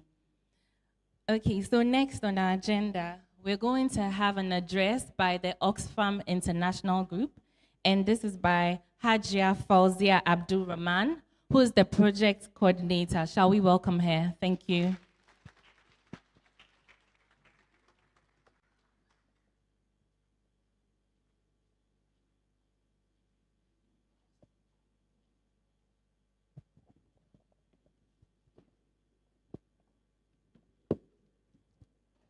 Good morning, ladies and gentlemen. Mr. Chair, permit me to stand on already existing protocols. I bring you greetings from Oxfam in Ghana, but let me first of all render an apology on behalf of the country director, Mr. Anwar Adam Sadat. He was actually prepared to come to me until this morning when he sent in a message that he was a bit under the weather. And my immediate line manager, Mohammed Mahmoud, who was also caught up in another equally important assignment. The chair, Oxfam in Ghana has been in existence for over 30 years, working through various interventions together with other INGOs, CSOs, and other stakeholders within the country. Under the current strategy, Oxfam has sought to contribute to reducing poverty and inequalities, promote accountable governance, and better public finance management, and strengthen gender justice, women's rights, and leadership in Ghana. These objectives will be achieved through our economic justice pillar. We sought to ensuring that government institutions, both private and government, are rendered accountable to their stewardship to the rights holders who are the citizens of the country. We try to model out interventions that intends to ensure that the vulnerable people in our societies are able to assert their rights that is due them. One of such key interventions is the rolling out of a sexual and reproductive health and rights project, which is targeting young women and adolescent girls between the ages of 10 to 24 years. Under the project, Oxfam sought to ensure that young women have access to information and services about sexual and reproductive health, and also ensure that they have services on family planning, teenage pregnancy, substance abuse, child marriage, STIs, including HIV and AIDS. As part of the project intervention, Oxfam, through the funding from Global Affairs Canada, is supporting 8 health institutions, facilities across the country. This is done through the collaboration of Ghana Health Service, SOGOG, SOGC, and other stakeholders to build the capacity of healthcare professionals under EMONC, family planning, youth-friendly service provision, as well as training healthcare administrators within the supported facilities. The project also intends to support the same facilities by equipping them with some basic health equipment and commodity to aid the work they are doing at their facilities. It is against this background that Oxfam is pleased to be associated with the conference under the theme, Promoting Adolescent Sexual and Reproductive Health and Rights in the Context of Rising HIV Infections in Ghana, a call to action. This theme actually resonates with our one of these flagship programs, which is the SRHR project, and it is against this background that we are happy to be associated with it and to ensure, call on the stakeholders, all invited, to put in their maximum effort to ensure that the current issues and the discussions are well catered for, to ensure that we have an adolescent life free of prejudice and also free of, and also a fruitful future. I would like to say a very big thank you and wish you a successful deliberations. It is our hope that by the end of this program, we'll have key government policies and strategies that will ensure that all these issues are kept. Thank you very much.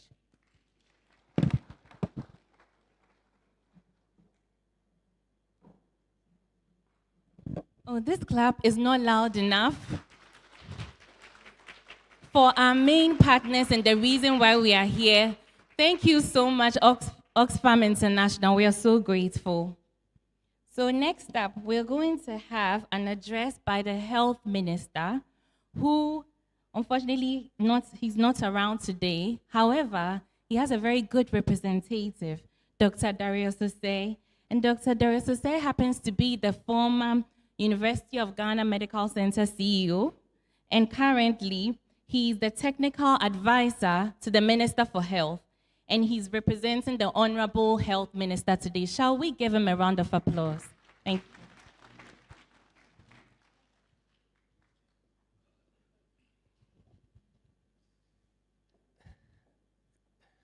Good morning. Yeah, before I proceed to read the Honorable Minister's speech, on my own behalf, I want to congratulate the group. I call myself an associate member. Of course, I've known Ali Samba for over 30 years. By virtue of the work I do, I'm a friend to all the professional groups. The last time I checked, I've been working like 36 years. I delivered that person. I delivered that person. Because when we were in the district, we were doing all kinds of things. And I can tell you 16 people were named after me. So Darius. And if you watch Angel FM, you will see a sports presenter by name Darius Osei Emba. If you go and watch. I delivered him in 95. Now I proceed to read the Honorable Minister's speech.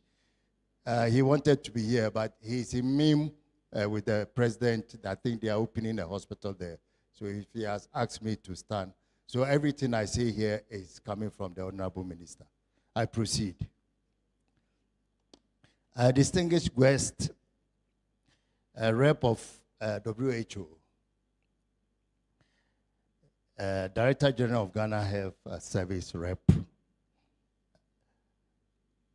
Professor Kwaukumi, I recognize you, and Mrs. Kwaukumi, yeah, a friend of mine.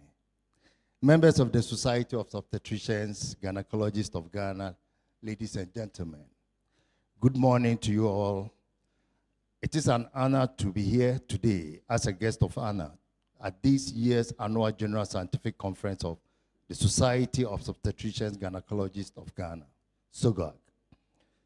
I am delighted to join this distinguished assembly of practitioners, policymakers, partners, and stakeholders Your dedication to advancing maternal and reproductive health in Ghana is truly commendable. And I commend the leadership of SOGOG for convening this important event. Chairman, the theme for this year's conference, promoting adolescent sexual reproductive health and rise in the context of rising HIV infections in Ghana, a call to action, is timely and thought-provoking. It draws our collective attention to an urgent public health challenge. The rising rate of HIV infections among adolescents and young people in Ghana. Adolescence is a critical stage of life, a time of exploration, growth, and decision-making. However, this period also exposes young people to risk, including unprotected sexual activity and limited access to reproductive health services. Ghana adolescents and young people represent both a significant opportunity and a responsibility. They form a large part of our population, with their well-being directly linked to the nation's economic and social future. However, despite advances in global health, the rise of HIV infections among these demographic demands urgent and focused action. Unfortunately, the statistics are worrying. Globally, adolescents and youth aged 15 to 24 accounted for around 360 new HIV infections in 2023. In sub-Saharan Africa, young women in particular bear a disproportionate burden, with 6 out of 7 new infections among adolescents aged 15 to 19 occurring among girls.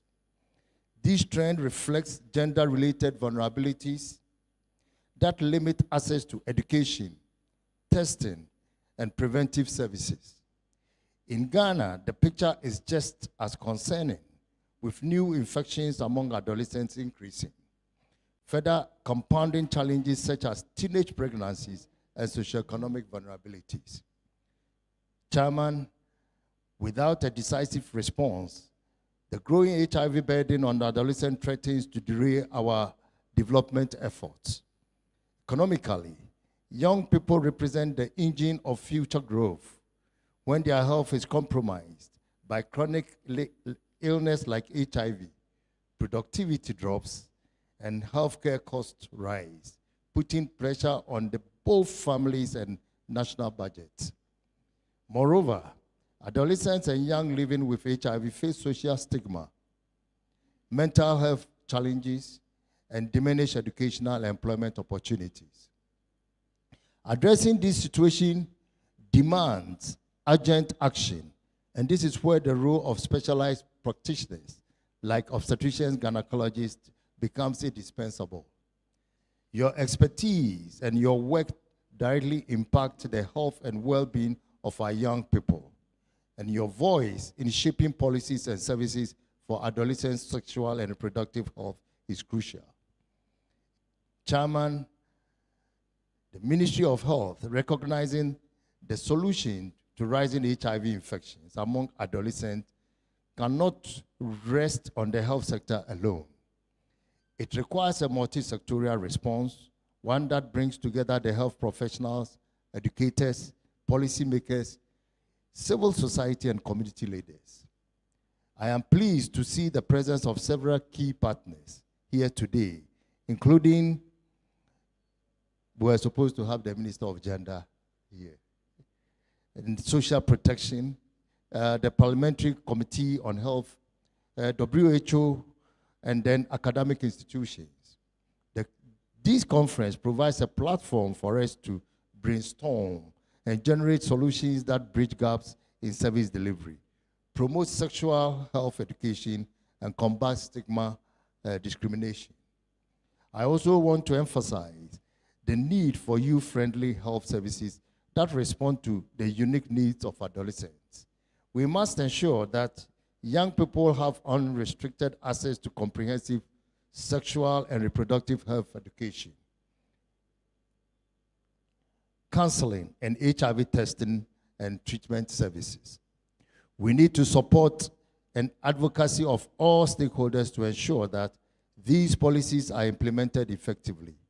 I urge all present, whether from government, academia, or civil society, to continue advocating for the promotion of adolescent sexual health and reproductive rights. Our youth are the future of this nation, and we must safeguard their health and well-being. Chairman, as we deliberate over the next few days, I challenge each of us to think critically and act decisively. Let us explore innovative approaches to reversing the rising trend of HIV infections and improve sexual and reproductive health outcomes for young people in Ghana. The insights, recommendations, and solutions generated from this conference will inform policy and shape the future of adolescent health services. Together, we can build a future where every adolescent has access to information and services they need to make informed choices about their health. A future where no young person is left behind. In closing, I once again commend the Society of Obstetricians and Gynecologists of Ghana for organizing this event and for your unwavering dedication to advancing reproductive health in Ghana. I look forward to the outcomes of this conference and to our continued collaboration in building a healthier future for Ghanaians. Thank you, and I wish you a fruitful and productive conference. Thank you.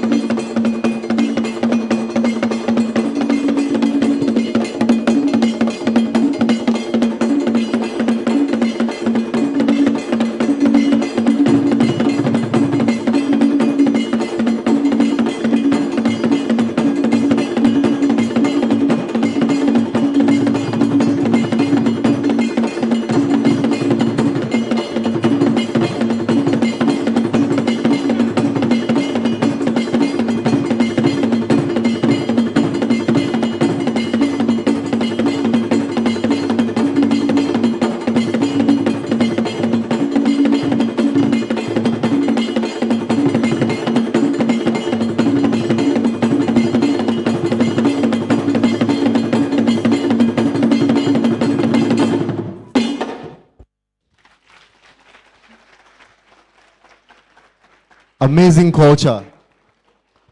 I can also dance so. Thank you very much. We will now take our keynote address from Professor Margaret Lartey.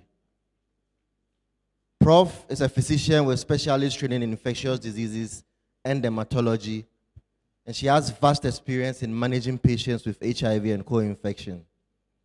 In 2013, she was the local consultant and worked with FHI 360 to implement the START program that started in the public access to the antiretroviral therapy in Ghana. Then from 2004 to 2014, she was the HIV focal person for Kolebu. At that same time, she was a master trainer for the National AIDS Control Program, training all cadres of health workers, including doctors, nurses, midwives, pharmacists, and lab techs. She also trained HIV counselors in care, treatment, and support.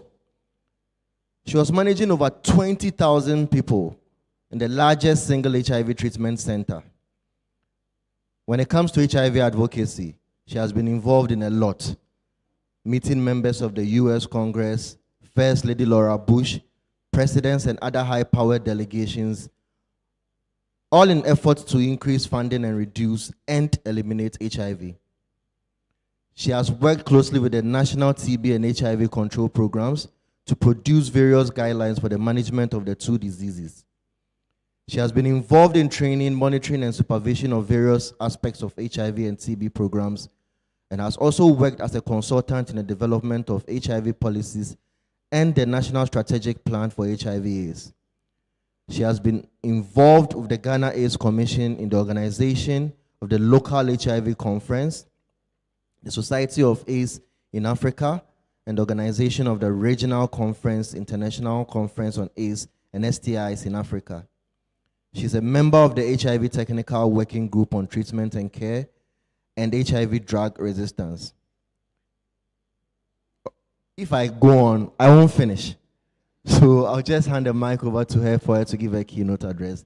Please let's clap for her.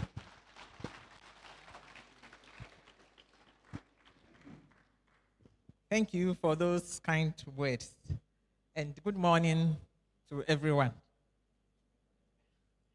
I would like to, first of all, stand on all the existing established protocols. And I also want to acknowledge the presence of the diverse leadership in this audience, from partners, from stakeholders, from everywhere. I also want to acknowledge the president of SOGOG and all the SOGOG members. Coming here as a physician, I said, I'm going to be intimidated. All these obstetricians and gynecologists. Nowhere near where I come from. But I'm glad to be amongst you today, and we will carry on. Now, secondly, I want to look at SOGOG. As I was coming, I was thinking, and I'm sure I'm right.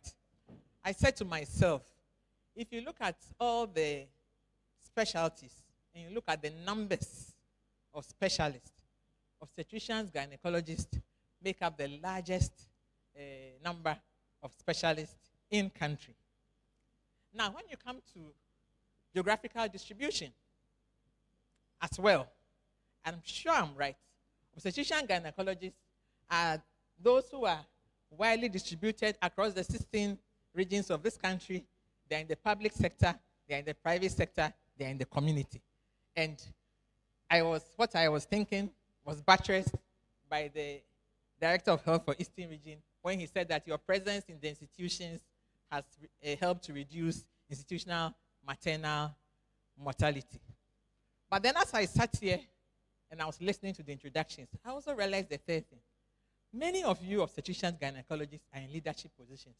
So the work is actually virtually done. So give yourselves a round of applause and we'll call you to action to do what you need to do. So because you have a lot of influence as you are in leadership positions. Thirdly, I listened to the president of the society. I listened to all that he said.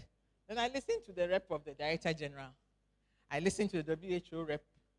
I listened to the rep for the minister. I listened to Oxfam, and I asked myself, what am I doing here? my work is done. There's a call for action. You know the challenges, you know the gaps, we know the opportunities, we know the solutions. Mr. Chairman, may I be recused to take my seat? Yes. Kwesi is a good friend. I'm sure he will say no. So what I have to do is to show some of the evidence that necessitates this call for action.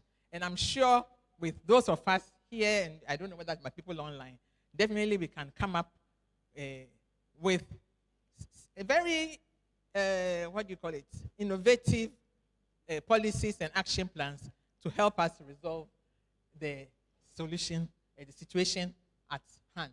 So I have titled my presentation, HIV Prevention Amongst Adolescents. Can you go back? Oh, it's me. Okay. And young persons, the epidemiology, the gaps, and the opportunities. That is the title.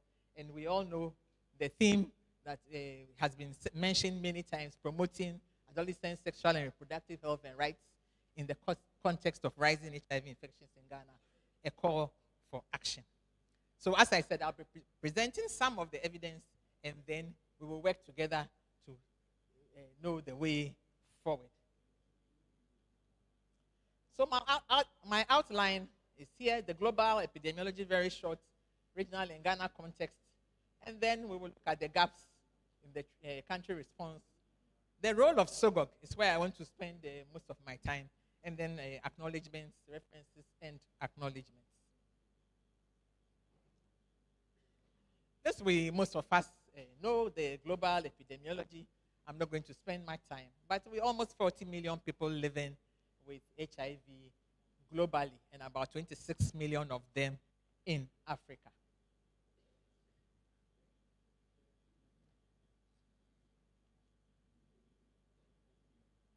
So when you look at adults and children newly infected with HIV, so you have the 1.3 million. The pandemic is not over. Somebody said that once people don't hear anything, they think the pandemic is over. Yes, COVID has come, smallpox, mpox, and other things are coming in. But this pandemic is not over. And it lies within us to try and eliminate HIV by 2030. So if you look at West and Central Africa, new infections alone is around 200,000. And that is a lot.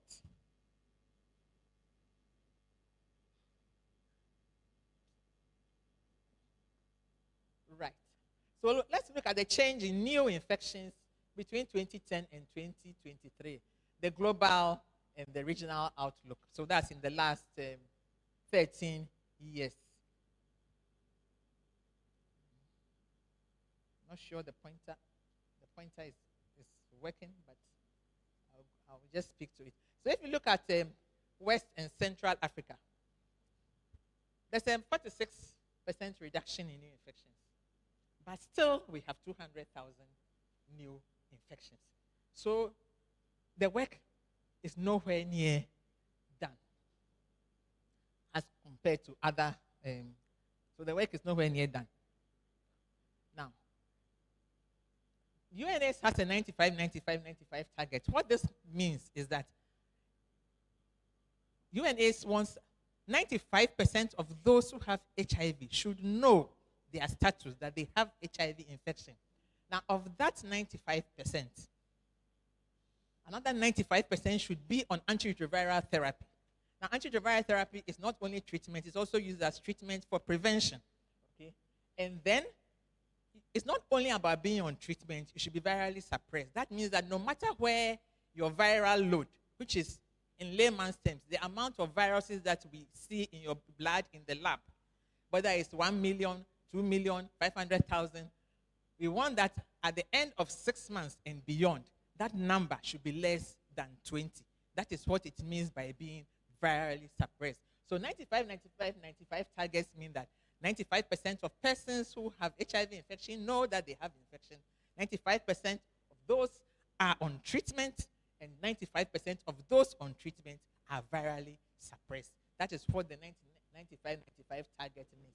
Now, if you look at the global, 86% of persons living with HIV know their status. But when you come to Ghana, So only 65% of persons who live HIV know their status. So a whole 35% of us do not know that we have HIV infection. When it comes to those on antiretroviral therapy, of that 65% that know, only 69% are on treatment.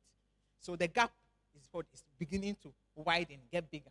And of those on treatment, 89% are virally suppressed. But we'll break it down into groups, and we'll come to things like the adolescents and where they fall in when we disaggregate this data. So I just want you to focus probably on the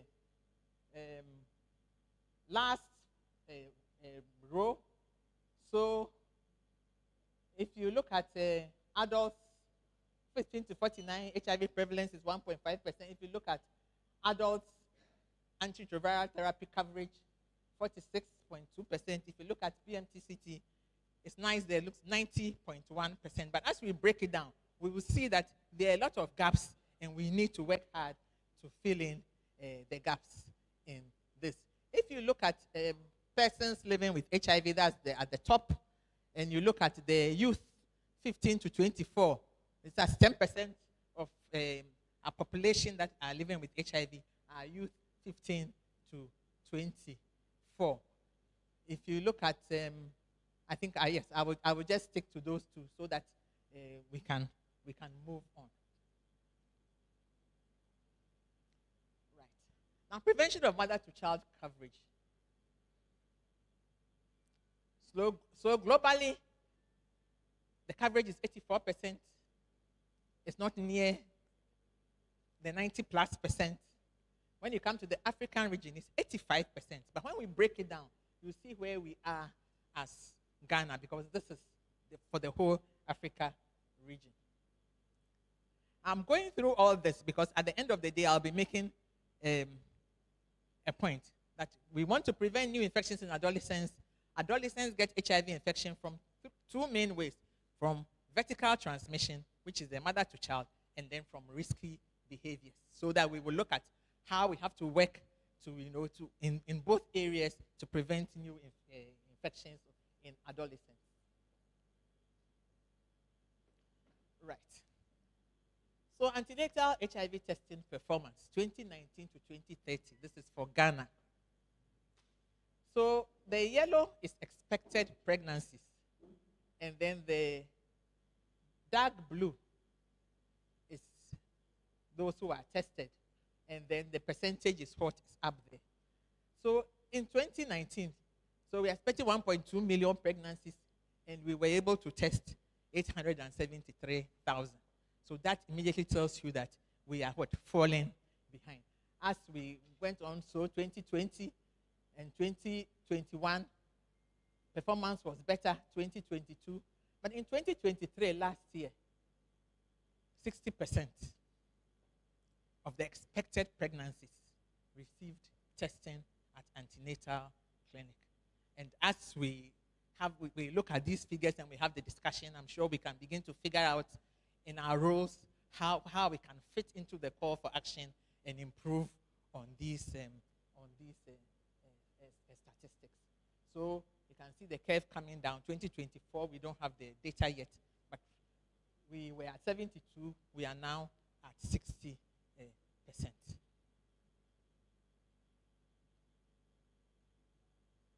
So early infant diagnosis coverage at 6 weeks. This again is data for Ghana, 2019 to 2023.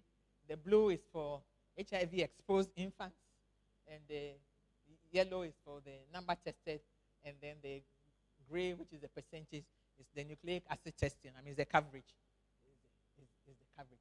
So again, if you look at this graph, you will see that between 2019 and 2020, the number of HIV-exposed infants really shot up.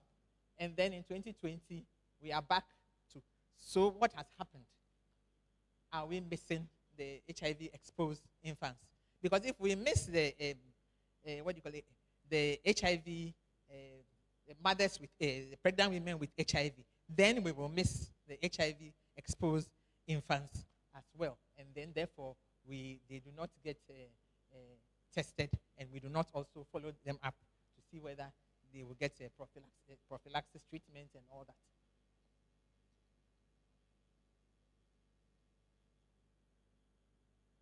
So I'm sure many of you, since a lot of us are in obstetrician, you know about the Sentinel survey.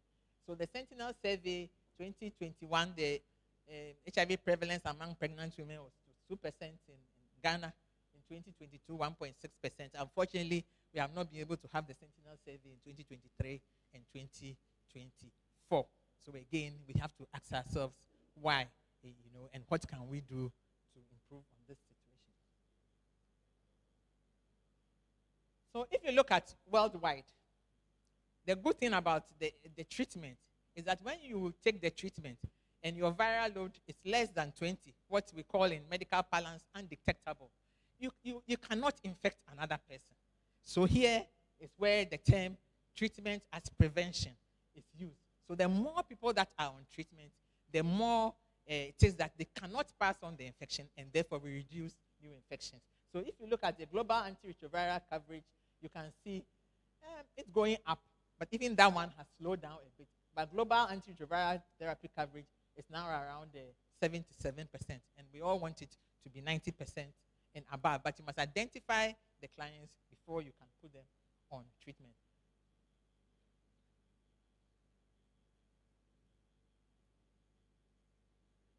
Right. And so this, now we pull it down to, this is Africa. And you can see that even in Africa, it's kind of stagnated around 82. This is a percentage of pregnant, so antiretroviral therapy. So that is quite stagnated at 84%. And the red line in it is the number of children acquiring HIV infection, 0 to 14 years.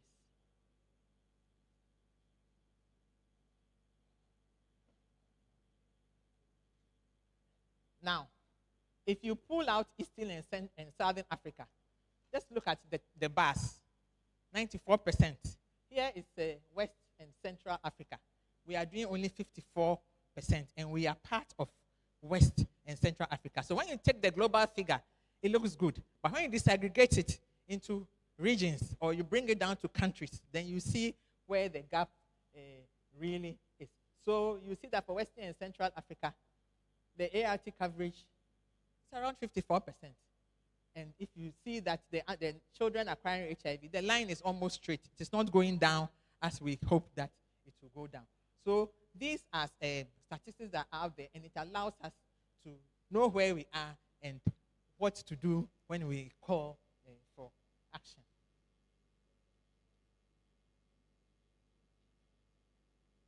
So this is antiretroviral coverage for HIV positive antenatal clinic clients 2019 to 2023, and this is for Ghana. So these numbers are the number tested positive, and the blue is the number on ARVs. But remember, we are already missing large numbers. In some particular years, we have about 500,000 people that we haven't tested.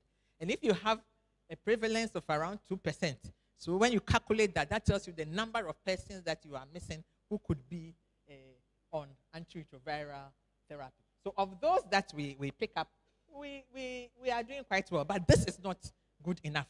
You cannot say that you pick up 14,000 when you are looking for maybe 28,000 or 30,000 because you have put the 91% on treatment, you have achieved your target. No. Behind the numbers, there are huge gaps.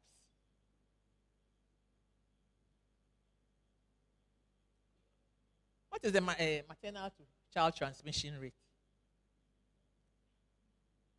At 2023, the maternal to child transmission rate is 12.63%. And that is worrying. In 2013, we were around 6%. So this is the maternal to child transmission rate. So that if that is the rate, then there are going to be new infections. These infections, as we had, will grow from childhood and they become what? Adolescents. So we really have to And I'm taking my time to go through some of these slides because I know that I'm talking to a Society of Physicians and Gynecologists so that we can begin to understand how so very important our role, in this call for reducing adolescent infections is.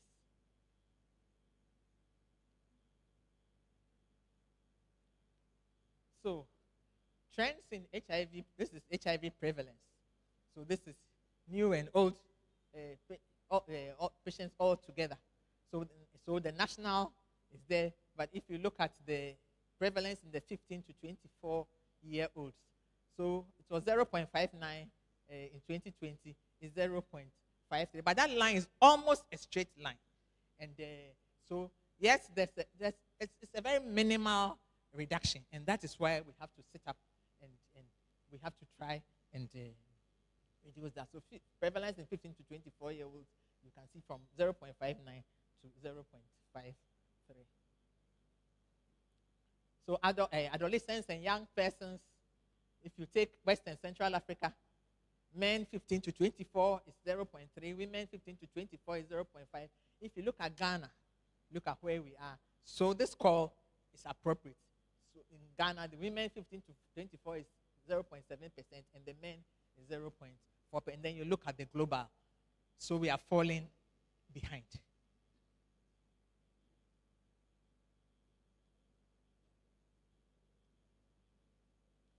Now, when we come to key populations, so you are looking at sexual workers having sex with men, transgender women, etc. So there's the global picture up there. Unfortunately, the laser is not working. Sub-Saharan Africa, and we have outside Africa. So you will see that in some instances, there is a reduction in new infections. Okay? So if you look at sexual workers, in Sub-Saharan Africa, it was 60%. But the chairman spoke about recent work that showed that sexual workers, the prevalence of HIV infection in Ghana is around 18%. So we have a lot of work to do. Unfortunately, one of the biggest challenges we have, which is one of the gaps we have to address today, is that most of the data doesn't disaggregate data for 15 to 24. So we also have to look at capturing that group, the adolescents and young adults, and disaggregating their data so that we can know specifically what kind of interventions to put in. So if you look at key populations in Ghana, so some found that the female sex workers' prevalence was 6.9%, but it's 4 times the national prevalence, which is 1.53%. Young female sex workers, 16 to 24 years, they constituted 42% of all female sex workers. So we have a job to do because that is a large amount of all female sex workers. Now, young men who have sex with men, from the men's study in 2017 to 2023, the prevalence had increased from 18.1% to 26.1%.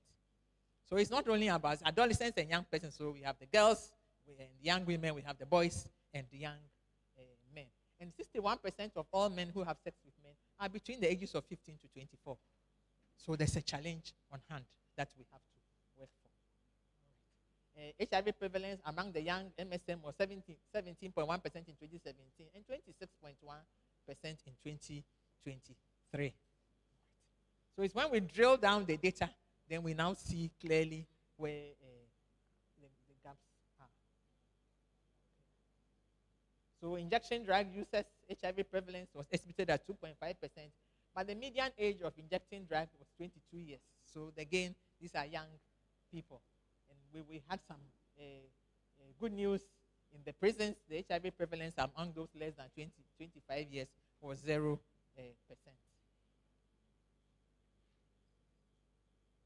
Knowledge and practices, some of which have been cited here already, some from the Ghana Demographic Health Survey, So knowledge about thorough knowledge of prevention methods, HIV and STIs is low. Sexual behavior, you find out that it's still not good enough. And then knowledge of PrEP, Pre-exposure prophylaxis, again, was also very low. 13% in adolescent girls and young women, and 14.6% in adolescent boys and young men. So again, the knowledge. So again, we have to look at how to the education, behavioral change, the communication, and all that is important. Condom use is what is next here. So only 14% of adolescent girls and young women and 28% of the adolescent boys and young men use condoms during their last sexual intercourse with a sexual partner to which they were not married.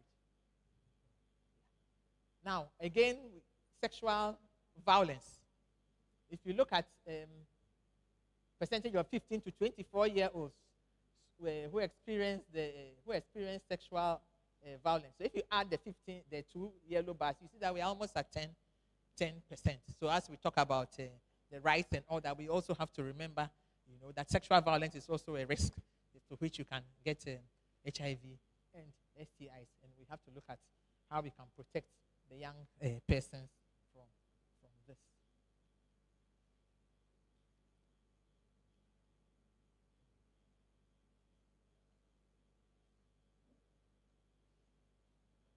So, new infections, if you look at young persons, 15 to 24, and children under 15.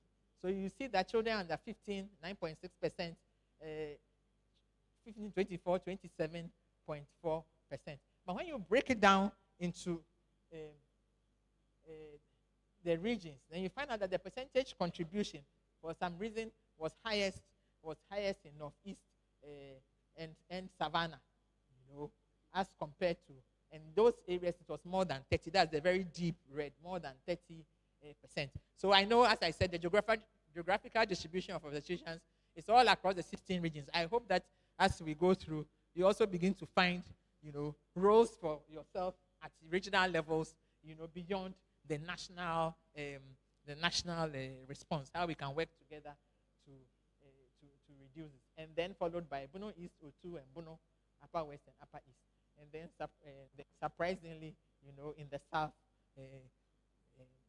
lower, not too much lower, but lower. So that's the distribution of new infections in Ghana across the regions in adolescents and young persons. So these are the goals that Ghana had set for itself: reducing infections in the young people by 85%, by 2025, from 5,211 in 2020 to 782 by 2025. So that is the goal that we set for ourselves. Next year is 2025. So this is the trend in the new infections among the adolescents and young persons. When you look at the graph, it looks great. But that is the thing about graph. When you look at the percentage, you will find out that the percentage drop in adolescent new infections is only 6%. So that's reduced by 85%. We have done just 6%. So new infections for all ages have declined by 10%.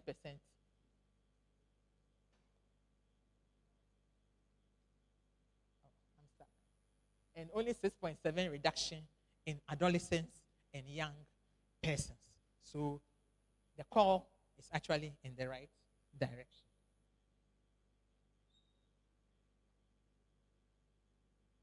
So these are some of, this is adolescents and young persons newly initiated on antiretroviral therapy. So as I said before, the coverage for adolescents and young persons is only 46.2% in 2023. And there were regional variations, 32% in the central region as opposed to 62% in the upper east region. So even the ones we have found, the ART coverage is also very low. And these are some of the issues we have to deal with. So that means there's a mixed opportunity. About 37% of adolescents and young persons were not initiated on ART. Those who were even diagnosed with HIV infection. So we have to figure out the way forward. Right, so I'm going to move very fast now. We know that we have these guiding frameworks for HIV prevention that we work with as a country and as part of the region and as part of the world.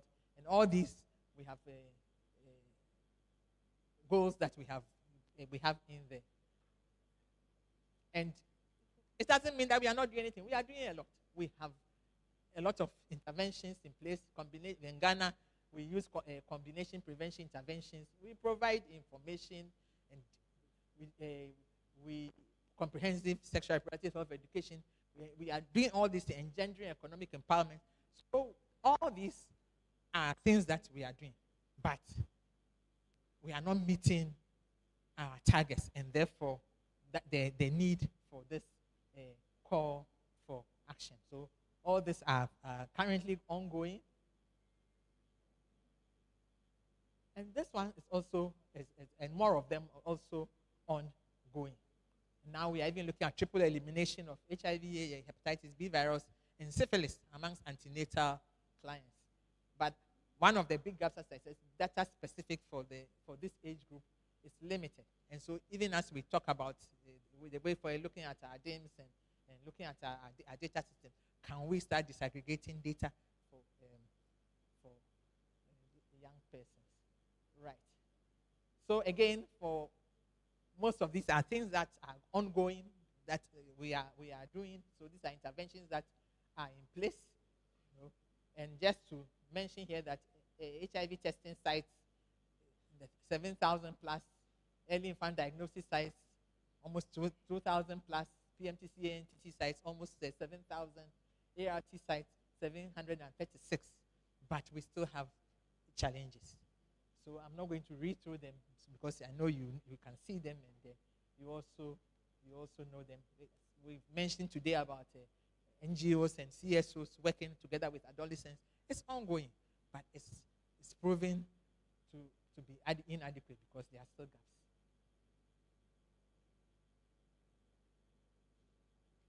Okay, so more of the HIV, STI, and care services in country, and all this is ongoing. So for adolescents and young persons, so I started from the broad group, we went through the, and then now we are zooming down on adolescents and young persons. So these are some of the issues, and as I said, I really would have liked to sit down because all these have been enumerated from the very first speaker, which is the president of SOGOG, but I have to emphasize it as we now sit down and put our heads together for the call for action. So that is the summary of some of the gaps: resource constraints, limited awareness program, knowledge, education, campaigns. The scenario or the scene is now very quiet. You know, advocacy, and then lack of a lot of research. Limited collaborations, and poor knowledge, and then their own the increase in sexual activity but low rate of condom use. So siloed programs, non-integration, use of technology and virtual platforms. We are struggling. Data collection systems do not really focus on that group. Human resource is a big problem. We all know it. How do we circumvent that? I'm not sure. With the human resource, staff attrition, and even now, it's actually even going on a lot more. No linkages to HIV treatment, even those who are tested positive. The linkage to the HIV treatment, the adherence, and therefore the suppression, is very low. And then the pervasive stigma and discrimination of persons living with HIV by health personnel. I'll be done soon. Oh, I apologize. You can't hear me from the back. All right. But I hope you could read.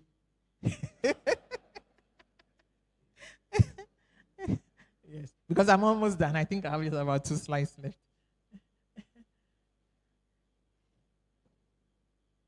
So we know that some of the solutions have been mentioned here. We know, and there are many more. I didn't put everything there. You can't put everything there, but we all know, where the gaps are and what we need to do. So again, for service, differentiated service for adolescents and young persons, it's asking some of these adolescent and young person services. You know, have we put them at the right place? Are we using the right modes of communication to reach out to them? It's challenging. It's not easy, but it's challenging. But that is why we are here to put heads together. And then also research in all spheres of prevention, care, treatment, community. We need lots and lots of research. And I'm glad that the members of the society are all over the 16 regions of the country. So we need more research into everything that we do, including implementation and operational research. Right. So SOGOG. I think that if I don't leave here with saying anything at all, leadership. We have taken the initial steps. That is why we are all here. But we would like you to carry it further. So we need SOGOG in all the 16 regions of the country, in all the districts, to move leadership, beyond what we are doing to a bit more, so that we can, come together and I'm glad that you are looking at adolescents and young persons. As you can see, it's not only the girls and young women, but the boys and young men are also part of it. The partnerships you have started, but you need SOGOG as the largest group of specialists in the country, as the most widely distributed, as also in leadership, and also you are the most revered. You know that. You are the most revered. Hey! You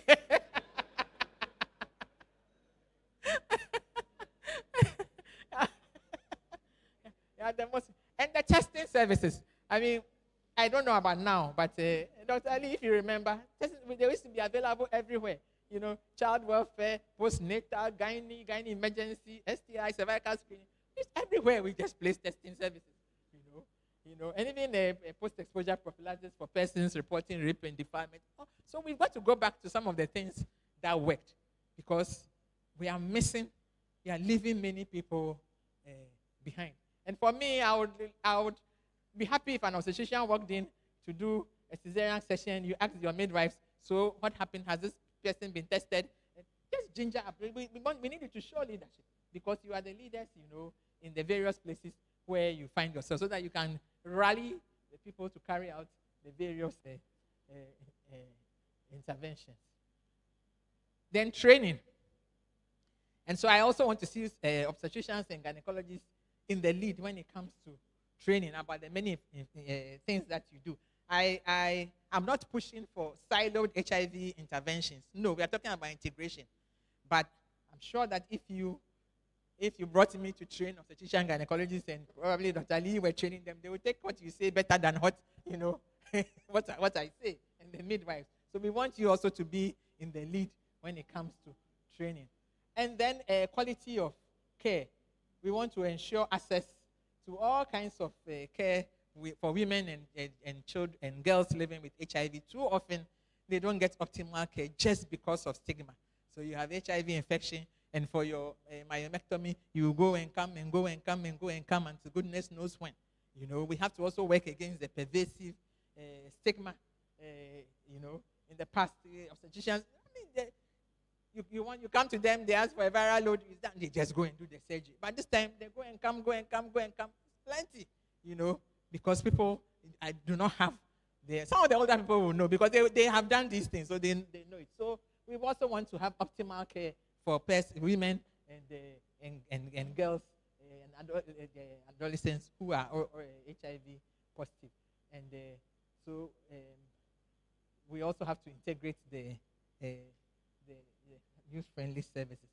So I think I'm at the end of my slide. As I said, my job was to just put a face to the evidence that all the previous speakers have spoken about, and to ginger the call to action. And on that note, I think that adolescents living and young persons living with HIV, and especially those who are not on treatment therapy, they continue to be a reservoir for new infections. And I think that OBGYs, by your rules, are key partners in mitigating new infections and accelerating the goals of ending HIV by 2030. So I'm calling once again on SOGOG to show leadership in this country's quest to eliminate HIV. Thank you very much. These are the guidance documents. And, thank you. Mr. Chair, I'm done.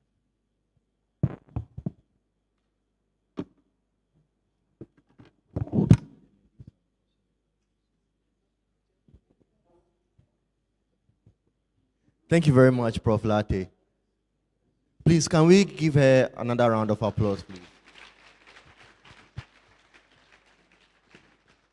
Okay, so we will take, since we couldn't hear her,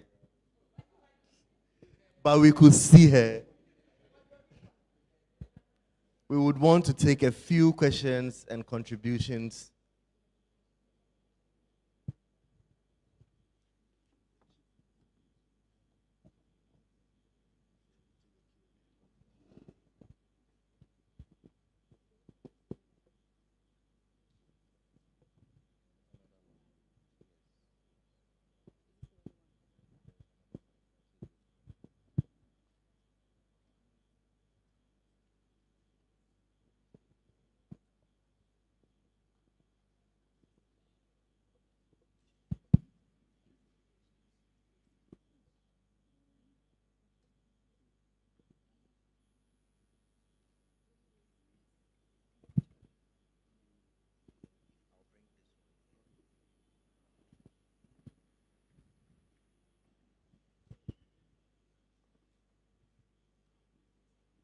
Before we do the questions and contributions, I think Asasira wants to leave. So we would want to thank him very much for honoring us. And please let's give a round of applause so that he and his entourage. Thank you very much for gracing us. And we would have to stand. Please let's stand as he takes his leave.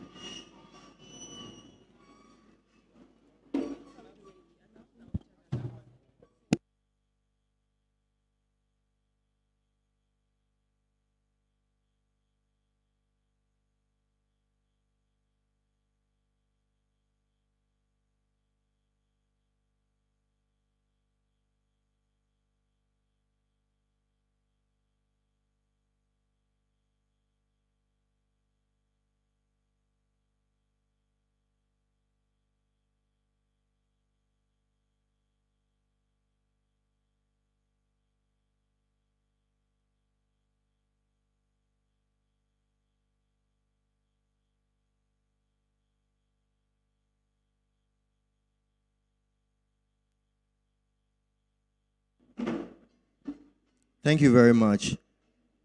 Please, a wine kiosk portage GX 72515. You are in our part of progress. So please, can you move your car for us? GX 72515. Kiosk portage wine color. Thank you. So we'll take a few questions and contributions to the Prof. Lartey.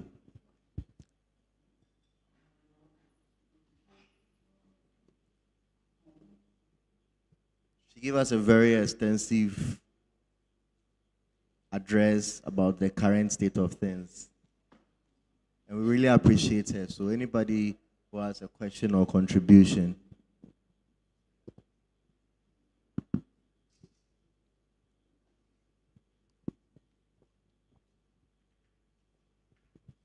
Thank you very much, Prof. I think this is a very great presentation.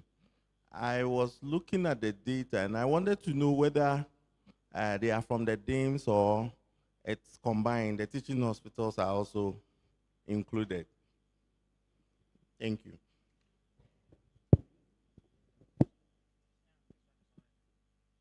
Thank you very much. So most of it is from the National AIDS Control Program. So it's a combination, yes, because they combine all the data from all their sites.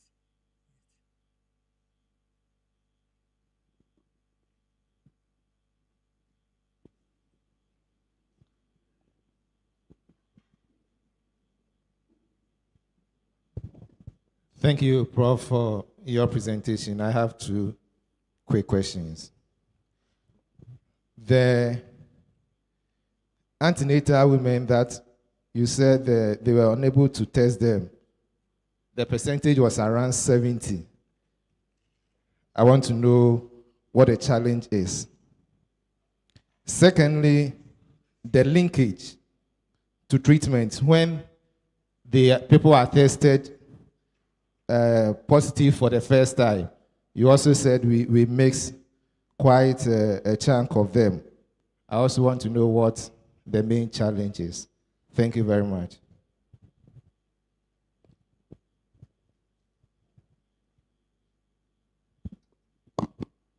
Thank you very much. I think that this question probably will be best answered by us in this room.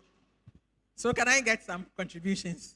Why are we, no, I know some of them, but I think that other people in this room also have information that will help all of us why we are not able to test them. The easy one for me to say would be stock out of test reagents and all that, but I don't think that is the only reason. So can we get some contributions? It's supposed to be a discussion because it's a call for action.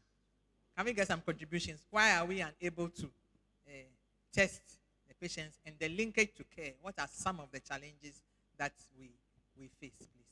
Thank you very much. Please feel free. It's supposed to be a discussion so that we can come up with a call for action. Thank you, Prof.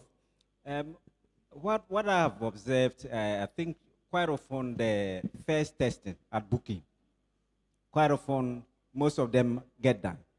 But the repeat testing in the third trimester tend not to be done. And I don't know whether probably this is a composite figure, which maybe the second testing that we are not doing enough is what is drawing down the figure down to 70%.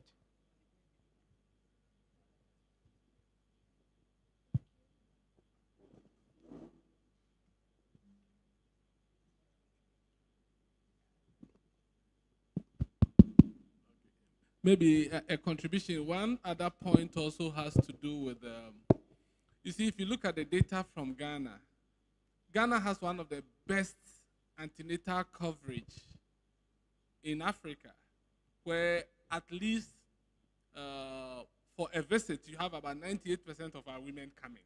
You don't have it in anywhere else. Unfortunately, they may come just once and you lose them. Now, if you move and then you go into the community, see, when you go to the facility and you ask, have you been tested? The percentage looks a bit okay. But when you go into the community and you ask, you see that the percentage is around 60-something%. So clearly, there's a big gap. There's a big gap with one, when they come, we don't test, and there's a big gap with those who don't come subsequently. So all this reduces the testing rate that we have. Thank you. Please, yeah, we are many of us in the audience. Please, any contributions? We need to we need to know the challenges so that we can come up with some interventions to address the challenges. And for those who do not deliver at the health facility, so that is why they are supposed to be testing along the whole cascade, so that if the person doesn't even deliver and the person comes back for postnatal care or comes back for immunization or child welfare, you can still confirm. So it's not a one-off thing, but as I said, there are many in the room who are actually delivering a service, so you can all help so that we know what the challenges are.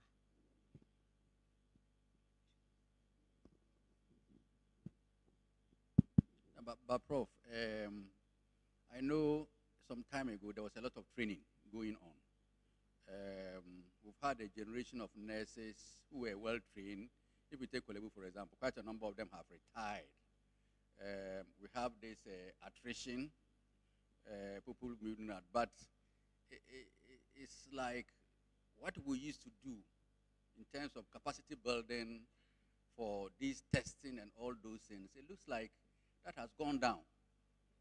And as policy people, Dean of Public Health School, what are the issues and how come that we've gotten ourselves to this situation.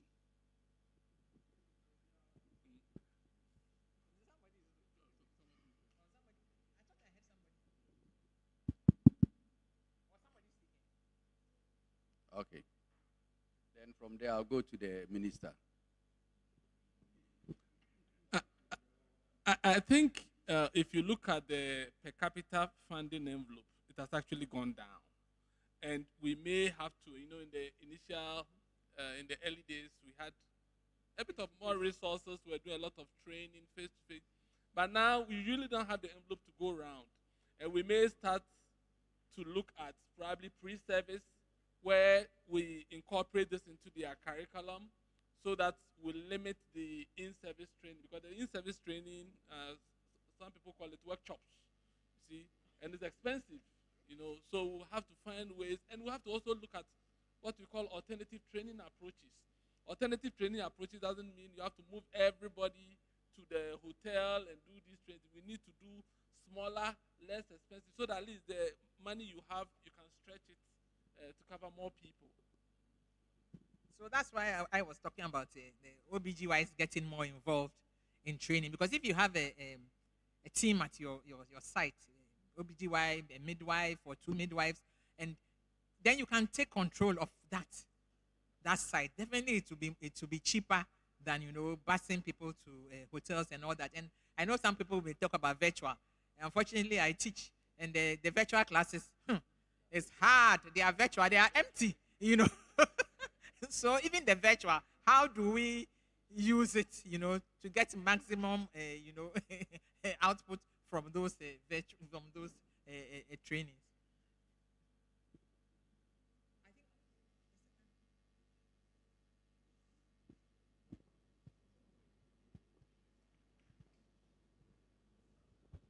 Good morning, everyone. In my observation, what I noticed was,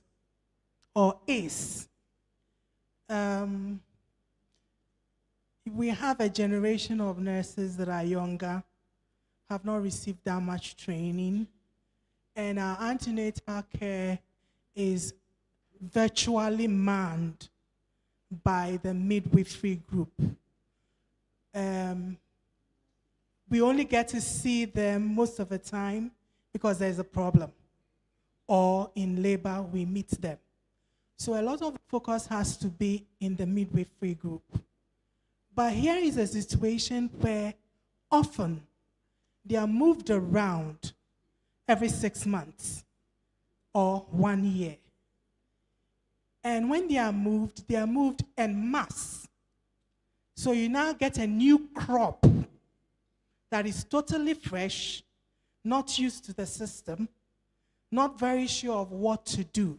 Even when you are doing focused antenatal care, you still have to know what to look for and what to do per person.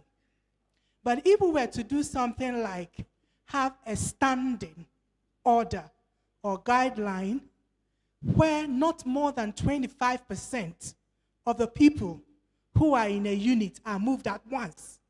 So you now have 75% present, training the others on what to do. You're more likely to sustain whatever you have than when they move them. Even 50% to me is too much, because you have to give enough of a border so that those who are disappearing from the system, traveling out and so on, would not create too much dilution in what you have. Again, when we can also try the virtual system. I believe the virtual is the way to go. But we have platforms like CES, Medic Unlimited. Why don't we put these programs there?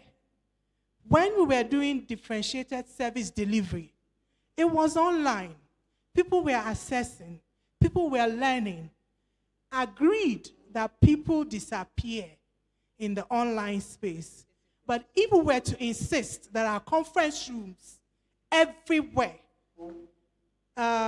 we create what do they call it? We usually have a formula to create groupings of people who go for trainings. Can we still not do that? But this time, when they are assessing, they are in a conference room, being observed. You sit there, do your course. For the 1-2 hours, 1-2 hours within the workday, I wouldn't need to go and get food and drinks and all those things for the people. So automatically, the cost comes down. We do it continuously over a period. I do not think we will have the picture we are having currently. Thank you very much. So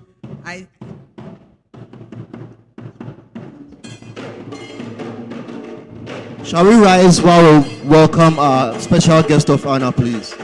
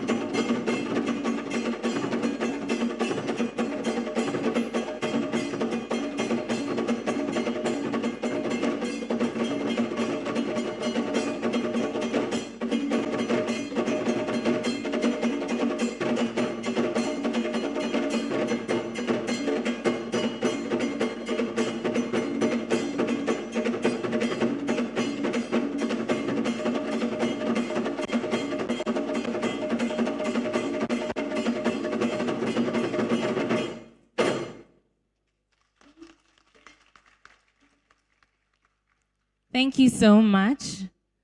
She walks into the room and she exudes so much joy and beauty and elegance, and her passion for health is which is why she's here. So at this point, I'm going to call upon the General Secretary for the Society of Obstetricians and Gynecologists to introduce to us a special guest of honor. Thank you. Dr. Promise Sefuka. Thank you very much. Professor Chair, SOGOG President, the Honorable Regional Minister, and the Health Minister's representative, distinguished awardees, I stand on all the existing protocols already in place to say thank you for making it and being here with us through till this point. Our special guest of honor, actually, there's no need in introduction. So, but suffice it for me to say that she's an individual who is deeply personally passionate about women's health, education, and empowerment. And a lot of us probably do not know that she has run this foundation called Samira Empowerment and Humanitarian Project, you know, focused on 3 pillars. One is health, particularly championing various interventions that seek to just improve pregnancy outcomes in Ghana, particularly in underserved communities. I thought she deserved a round of applause for that. And the other pillar is education, where she tries to empower through education, particularly adolescents, and then development of entrepreneurial skills for women's capacity building for sustainable living. And so this is somebody who has been a patron for our society for the past few years, and she has exemplified an excellent patron, you know, and that is what is demonstrated today. She squeezed time. We all know the season we are in, isn't it? Oh, campaign season. But she's managed to join us, against all the odds. And so, Professor Chair, Your Excellency, it is my greatest pleasure to introduce to us today, those of us close here, we call her Sister Hajia. So Sister Hajia, Her Excellency, Mrs. Samira Bawumia.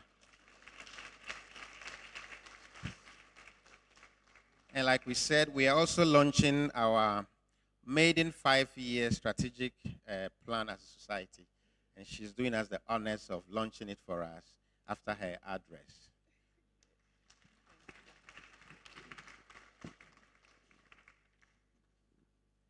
Thank you very much, Dr. Promise. Dr. Promise and I have known each other for several years.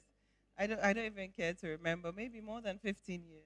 So that's why he calls me Sister Hajia. He's seen me evolve, so pardon us in our familiarity. But Honorable Eastern Regional Minister, the representative of the Minister of Health, representative for the Director General, Ghana Health Service, the representative of the WHO, president of SOGOG and executives, distinguished practitioners, thank you for the honor of joining you today.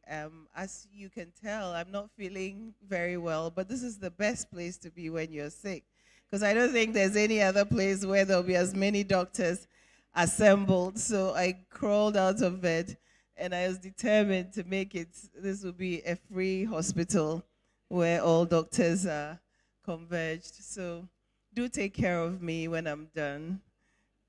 Honorable Member of Parliament, it is really an honor to join you here today at this year's Annual General Scientific Meeting of Society of Gynecologists and Obstetricians of Ghana.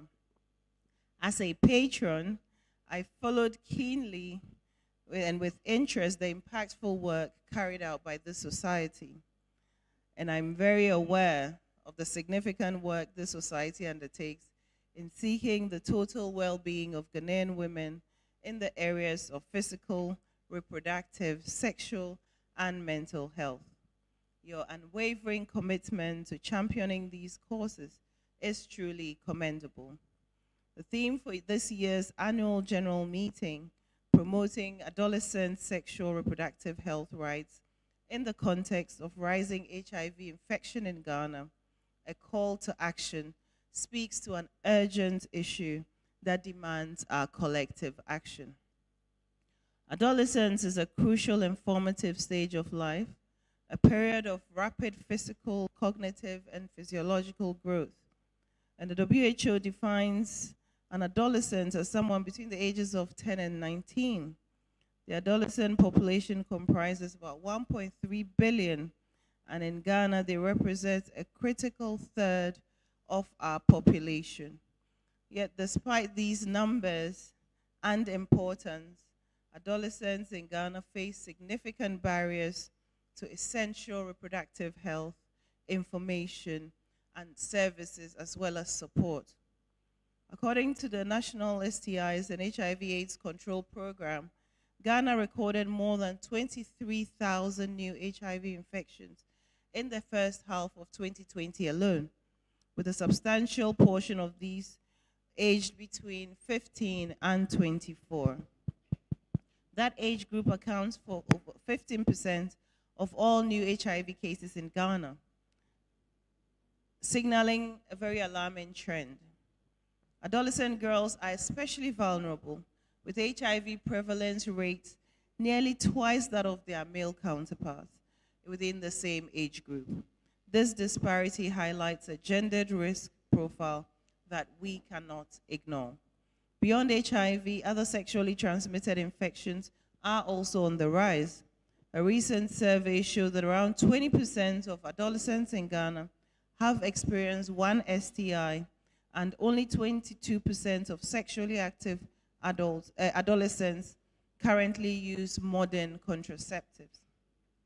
This low contraceptive prevalence rate, coupled with limited access to information, increases their vulnerability to unintended pregnancies and other reproductive health challenges. So one reason for this low contraceptive use is the lack of adolescent-friendly services. Only 1 in 5 healthcare facilities in Ghana offer tailored services to adolescents, and the stigma within the healthcare settings discourages many from seeking care. In fact, I have a story about 20-something years ago, before I had my first child. I joined a family member at, well, maybe I shouldn't mention the hospital. So I went there with her to have a baby. And whilst she was waiting in the corridor to enter the delivery room. And then there was a girl screaming inside the delivery room. And then I heard the nurse smacking the girl and saying, chim, chim, chim. And I thought, how painful, you know, but it tells us about our own attitude, even as healthcare providers to young women, and this can be very problematic. And our research indicates that over 60% of adults feel uncomfortable discussing sexual health issues with healthcare providers, which may lead many to engage in unprotected sexual activities. Furthermore, adolescents have a low perception of risk. Studies reveal that over 70% of sexually active adolescents underestimate their risk of contracting HIV, fueling their risky behaviors. We must recognize that promoting adolescent sexual and reproductive health is a fundamental human right. It is therefore our responsibility to ensure that every adolescent has access to accurate information, comprehensive education, and the necessary resources to make informed decisions about their sexual health. Addressing these issues requires a number of strategies. To begin with, we need enhanced education and awareness. Education is the cornerstone of prevention. We must scale up adolescent sexual and reproductive rights and the rights health and the rights education within the schools that are age appropriate and culturally sensitive and evidence-based, obviously. Such education empowers our young people with the knowledge and skills to protect themselves and make healthier choices. When adolescents are informed, they are better equipped to make decisions that positively impact their health and futures. We also need access to adolescent-friendly healthcare services. Equally important is the availability of youth-friendly healthcare services. These services must be accessible, confidential, and stigma-free. Adolescents should feel safe and supported when seeking medical advice, testing, and treatment. Our healthcare providers must be trained to meet the unique needs of young people with empathy and understanding. We also need parental and community engagement. Community engagement is crucial. Parents, teachers, religious leaders, and peers play a vital role in shaping attitudes and behaviors. We must foster an environment where open and honest conversations about sexual health are encouraged and where myths and misconceptions are dispelled. We also need to address socioeconomic and gender barriers. We must not forget the intersectionality of this issue, i.e. gender inequality, poverty, lack of access to education, all exacerbate the vulnerability of our youth to contracting HIV. Addressing these broader social determinants is essential in creating a supportive and enabling environment for our adolescents. And then also, we need policy and funding support. Advocacy for policy changes that support adolescent reproductive health is critical. Increased funding and national policy mandate for adolescent-friendly health facilities are necessary. Countries that have implemented dedicated policies and funding for adolescent reproductive health report a reduction in adolescent HIV infections and STIs. So I'm confident that with the expertise gathered here today, we can drive the national agenda forward. Prioritizing adolescent sexual and reproductive health, again, is a fundamental right. I look forward to learning from your discussions, even though I'm very and remain committed to supporting the outcomes of this conference to help shape policies and programs that will uplift our youth. I would like to conclude by saying that the time to step up our efforts is now. A change in attitudes today will bring major health benefits in the future. Let us act now with urgency and compassion to turn the tide on the rising HIV infections and promote sexual and reproductive health rights of adolescents in Ghana. Our future depends on it. I thank you very much.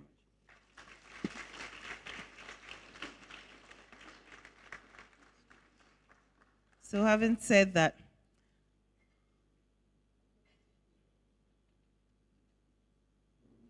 it is my distinct honor to officially announce that the strategic plan for 2024-2029 is officially launched.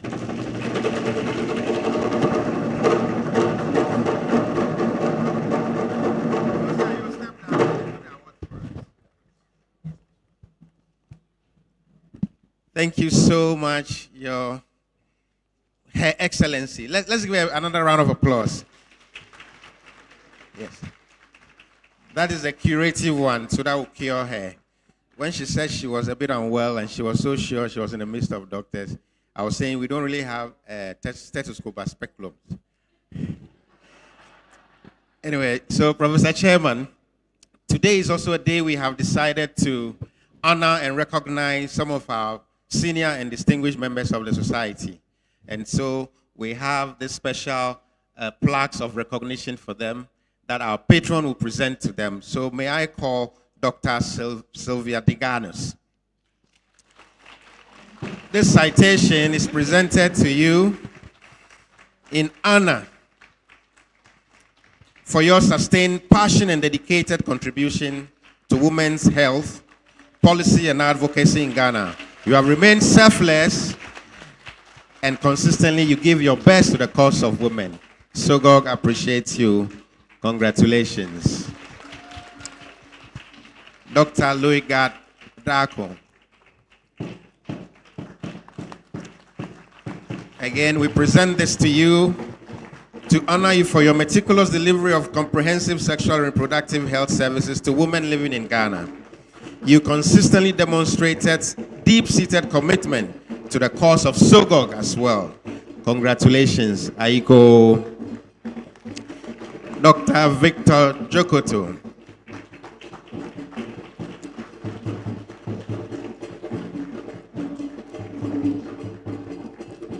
Dr. Victor Jokoto. This citation of honor is presented by SOGOG Fraternity to you for your leadership and meritorious service in women's health in Ghana over the decades. You demonstrate a unique dedication that has actively supported SOGOG in a manner ever so admirable. We honor and we celebrate you, Aiko. Dr. Ebenezer Yemo.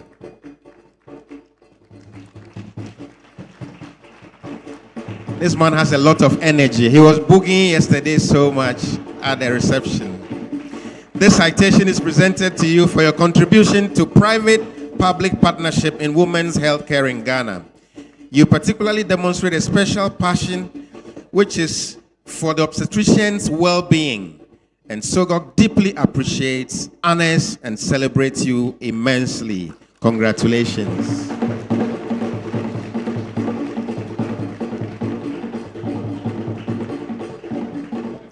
Professor Kwabena Enchidanso. Yes, this is taken on his behalf by the son. Your lifelong dedicated pioneering roles in advancing women's health across the fields of family planning and reproductive health continue to yield endless impact in Ghana and globally. SOGOG celebrates and honors you always. Aiko.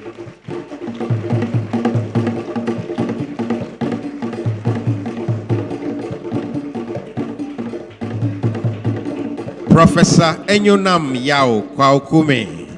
EY Kwaukume. Yes. Yes.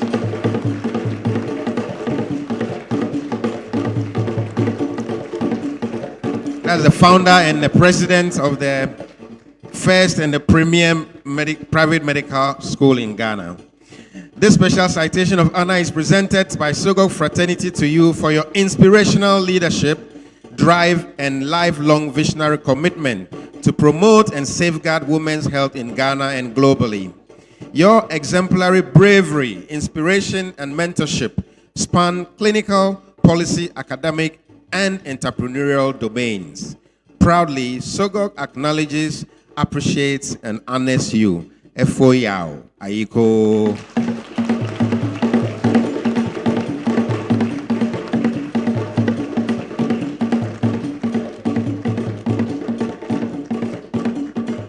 Sir Dr. John Baptist Wilson. Dr. Sir J.B. Wilson.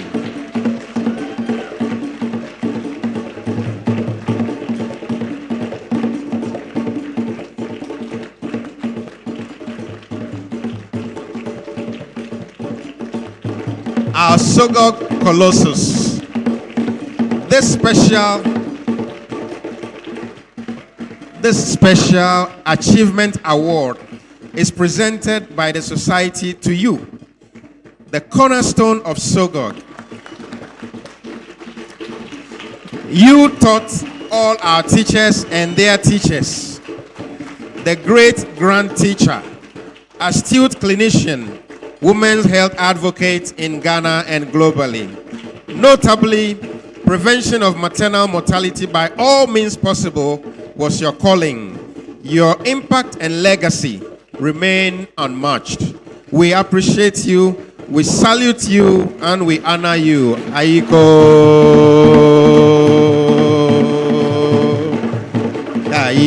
Aiko, Aiko, Aiko, Aiko, Aiko, Aiko, Aiko, Aiko, Aiko, Aiko, Aiko, Aiko, Aiko, Aiko, Aiko, Aiko. Thank you very much. So we now invite the Professor EY Kwaukume, the former president of SOGOG, who is going to join the president of SOGOG current. And then we have a little surprise for our patron. And the surprise says that citation of honor, specially presented to Her Excellency Mrs. Samira Bawumia, our patron par excellence. You maintain a strong and a vibrant presence with us, lending remarkable support for our initiatives and advocacy engagement. You continue to demonstrate profound passion for women and girls' empowerment. We recognize your exemplary, personal, passionate initiatives to improve maternal health outcomes in deprived areas. SOGOG deeply appreciates you. We celebrate you, we honor you, and we say Aiko.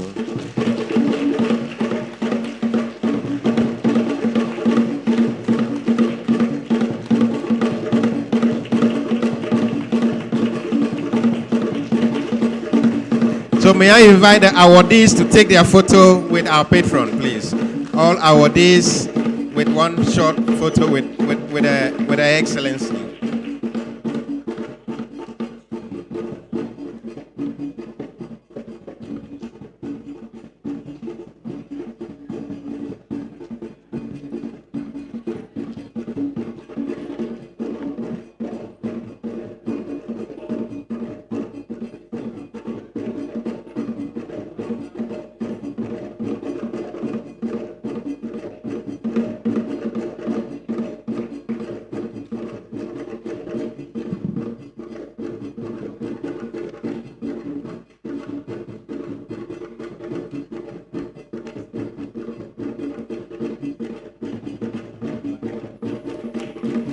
Thank you, thank you, thank you, thank you, thank you, thank you.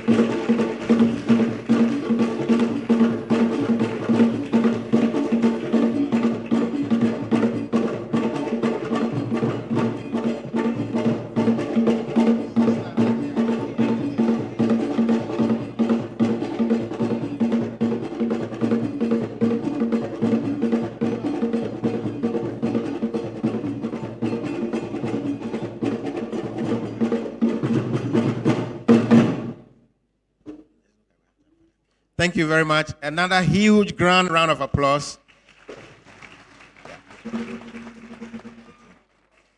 All right, Professor Chair, distinguished ladies and gentlemen, Her Excellency, we thank you.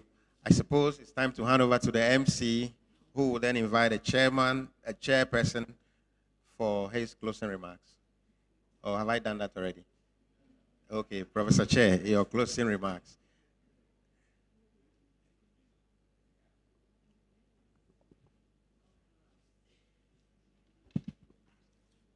All right, thank you very much. I would say that this has been a very eventful morning, and we've had some in terms of what do we do to address the issue of HIV in adolescents. I think one of the things that the representative of the Director General said was that SOGOG really has come to the rescue. And we really hope that this is going to be a game changer in terms of changing the dynamics. Now, for the WHO representatives really acknowledge the work that SOGOG has done by making expertise available here in country and also at the international level. And I think this actually goes to strengthen what we think SOGOG can do in terms of this fight. Then, of course, we had some fraternal messages from the Pediatric Society of Ghana and then our colleagues from the Ghana Registered Nurses and Midwives Association. And to Oxfam, I think Oxfam also reaffirmed the importance of the work in adolescents and actually ready to support what is going on. Now, to my colleague, our keynote speaker, she actually laid out the epidemiology and what the gaps are. And clearly, I think the solutions we know. But how do we mobilize collectively as clinicians, as administrators, as public health people, as infectious disease, as pediatricians? How do we move forward to address this urgent problem? And truly it is urgent because the future of our country is at stake because of the contribution of the adolescents in our population. And finally, some of the solutions that were proposed is that we need to look at the capacity building, smart ways, looking at how we plan the HR resources that we have. There was a contribution about people being moved en masse, other options in terms of training so that we could be able to save resources. And then finally, at least we have the privilege of having the second lady with us. Despite her ill health, she's been able to also come in and make a strong advocacy for adolescents. So with these few words, I would say that SOGOG, your work is cut out for you, and we really hope that you will not fail us. Thank you very much.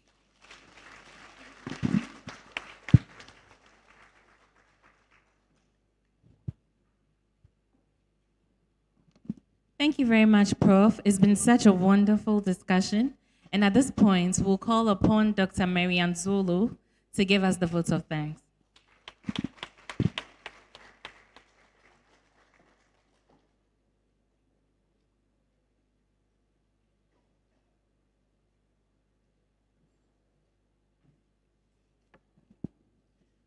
Good afternoon to everybody. My work here is simple but significant, and in the words of one of our MCs, I'm not a professional vote of thanks giver, so I will do my best. I would first like to stand on existing protocol, as everyone else has said, and first and foremost thank our esteemed Second Lady and a partner of SOGOG, Her Excellency Mrs. Samira Bawumia.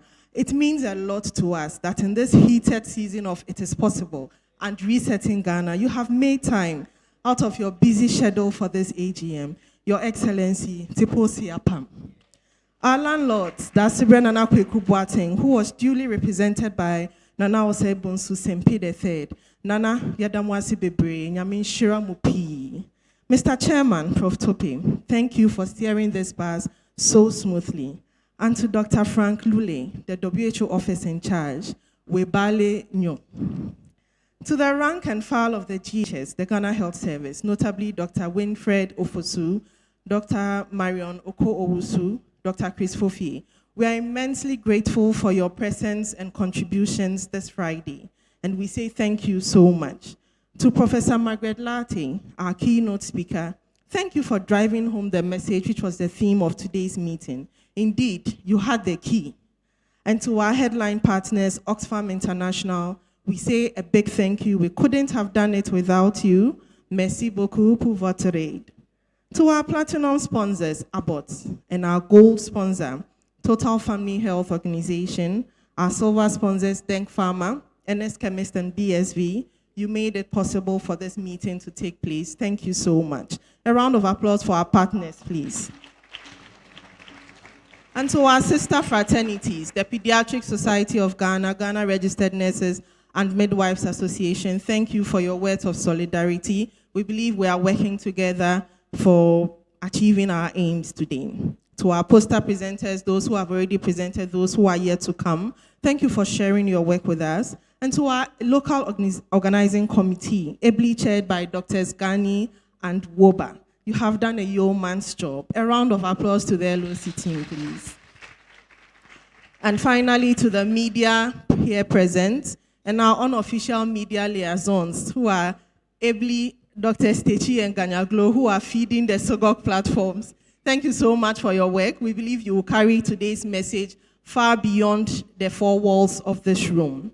And now to the most important of them all, to all of you here, award recipients, senior colleagues and colleagues, you have made today a success. Thank you for taking time out of your schedule to be here. I cannot mention all the names. If your name is not mentioned, it by no means doesn't indicate you are not important. I didn't mention my own name. So thank you to everybody who is here. We thank you so much. Enjoy the rest of the program.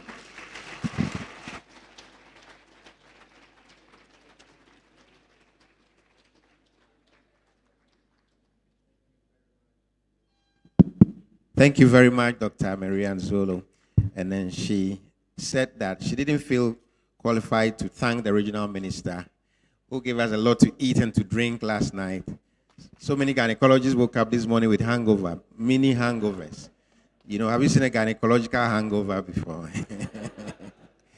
So, Honorable, we are very grateful. Thank you so much. A round of applause for the Honorable Regional Minister. So, Professor Chair, Mrs. Bawumia, and then SOGOG President, we'd like to reemphasize the thank you for our sponsors, because if you don't do that adequately next year, we could just do this on Zoom. So, Oxfam, we are extremely grateful. Abbott Phillips, we are grateful. Total Family Health, Denk Pharma Ghana, NS Chemist, and BSV. A few announcements are that we are going to have a short break and refuel, get some calories. Then the strategic plan document has been coded on page 8 of your program. So there's a QR code there, and that takes you straight into the details of the strategic plan. You may have seen it, but not too sure what it is. That is a copy of the strategic plan. Tomorrow morning, we are going to connect with nature. We have a nature walk at the Bonsu Natural Park. So Dr. Boachi says that let's put our names because he's making transport arrangements.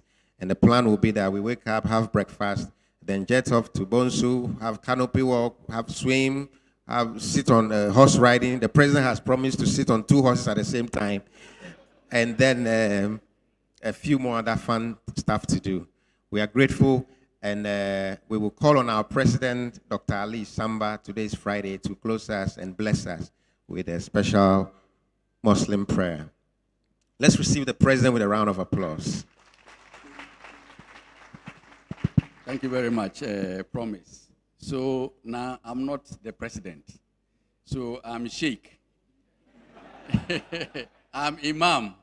I'm Alaji. I am Malam. No more the president. So let's pray. Auzubillahi minash shaitanir rajim. Bismillahir Rahmanir Rahim. We thank Almighty Allah for this morning. We thank you for the lives of all our members We thank you for the life of our dignitaries. We thank you for the life of Her Excellency, the Second Lady of the Republic of Ghana. We pray for a rapid recovery for her so that she can continue doing her good works. We pray and commit the rest of the program into your hands. We know we are going to Bonsu tomorrow. We pray for traveling mercies. And at the end of the day, you grant us traveling mercies as you go back home. You grant us the strength, the energy, the wisdom, and the resources to carry SOGOG and the ideals that we have into reality, so that at the end of the day, the adolescents in Ghana will benefit from whatever we are doing. We say they are our future. Grant us the wisdom and knowledge so that we actualize whatever you set us for. Bismillah ar-Rahman ar-Rahim, alhamdulillah rabbil alameen, ar-Rahman ar-Rahim, maliki yawmiddin, iyyaka na'budu wa iyyaka nasta'in, ihdina sirata mustaqim, sirata allazina an'amta alayhim, ghayril maghdubi alayhim waladdallin. Amen.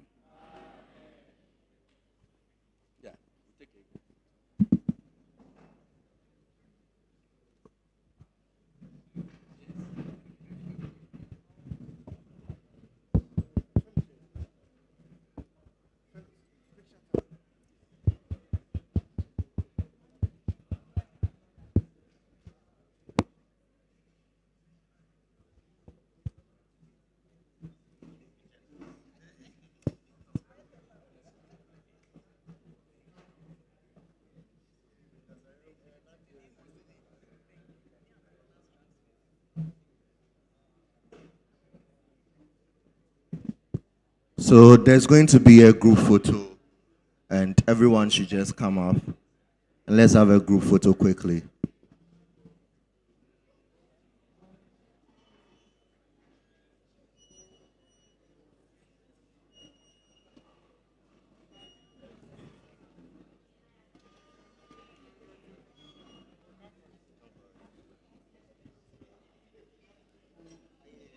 And thank you for enjoying our hosting. These are your MCs. I'm Dr. Kwesiba Poku and I'm Dr. Nadi Komletete. Thank you so much.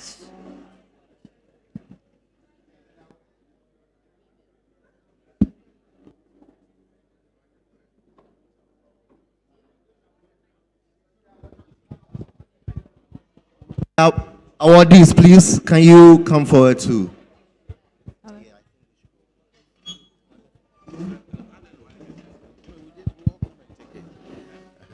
So we invite the awardees to join the days, and then all of us will come. Okay. Oh, yes. For Dr. Wilson. Yes, so boss, let's stand behind.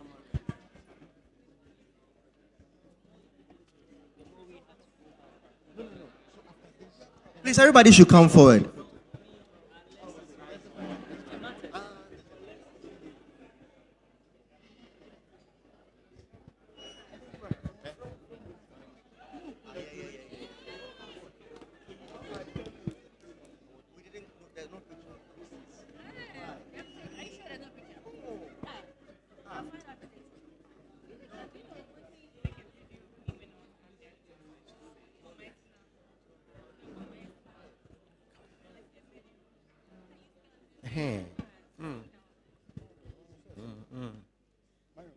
Yes, boss. Okay, let's go. Okay, are we good?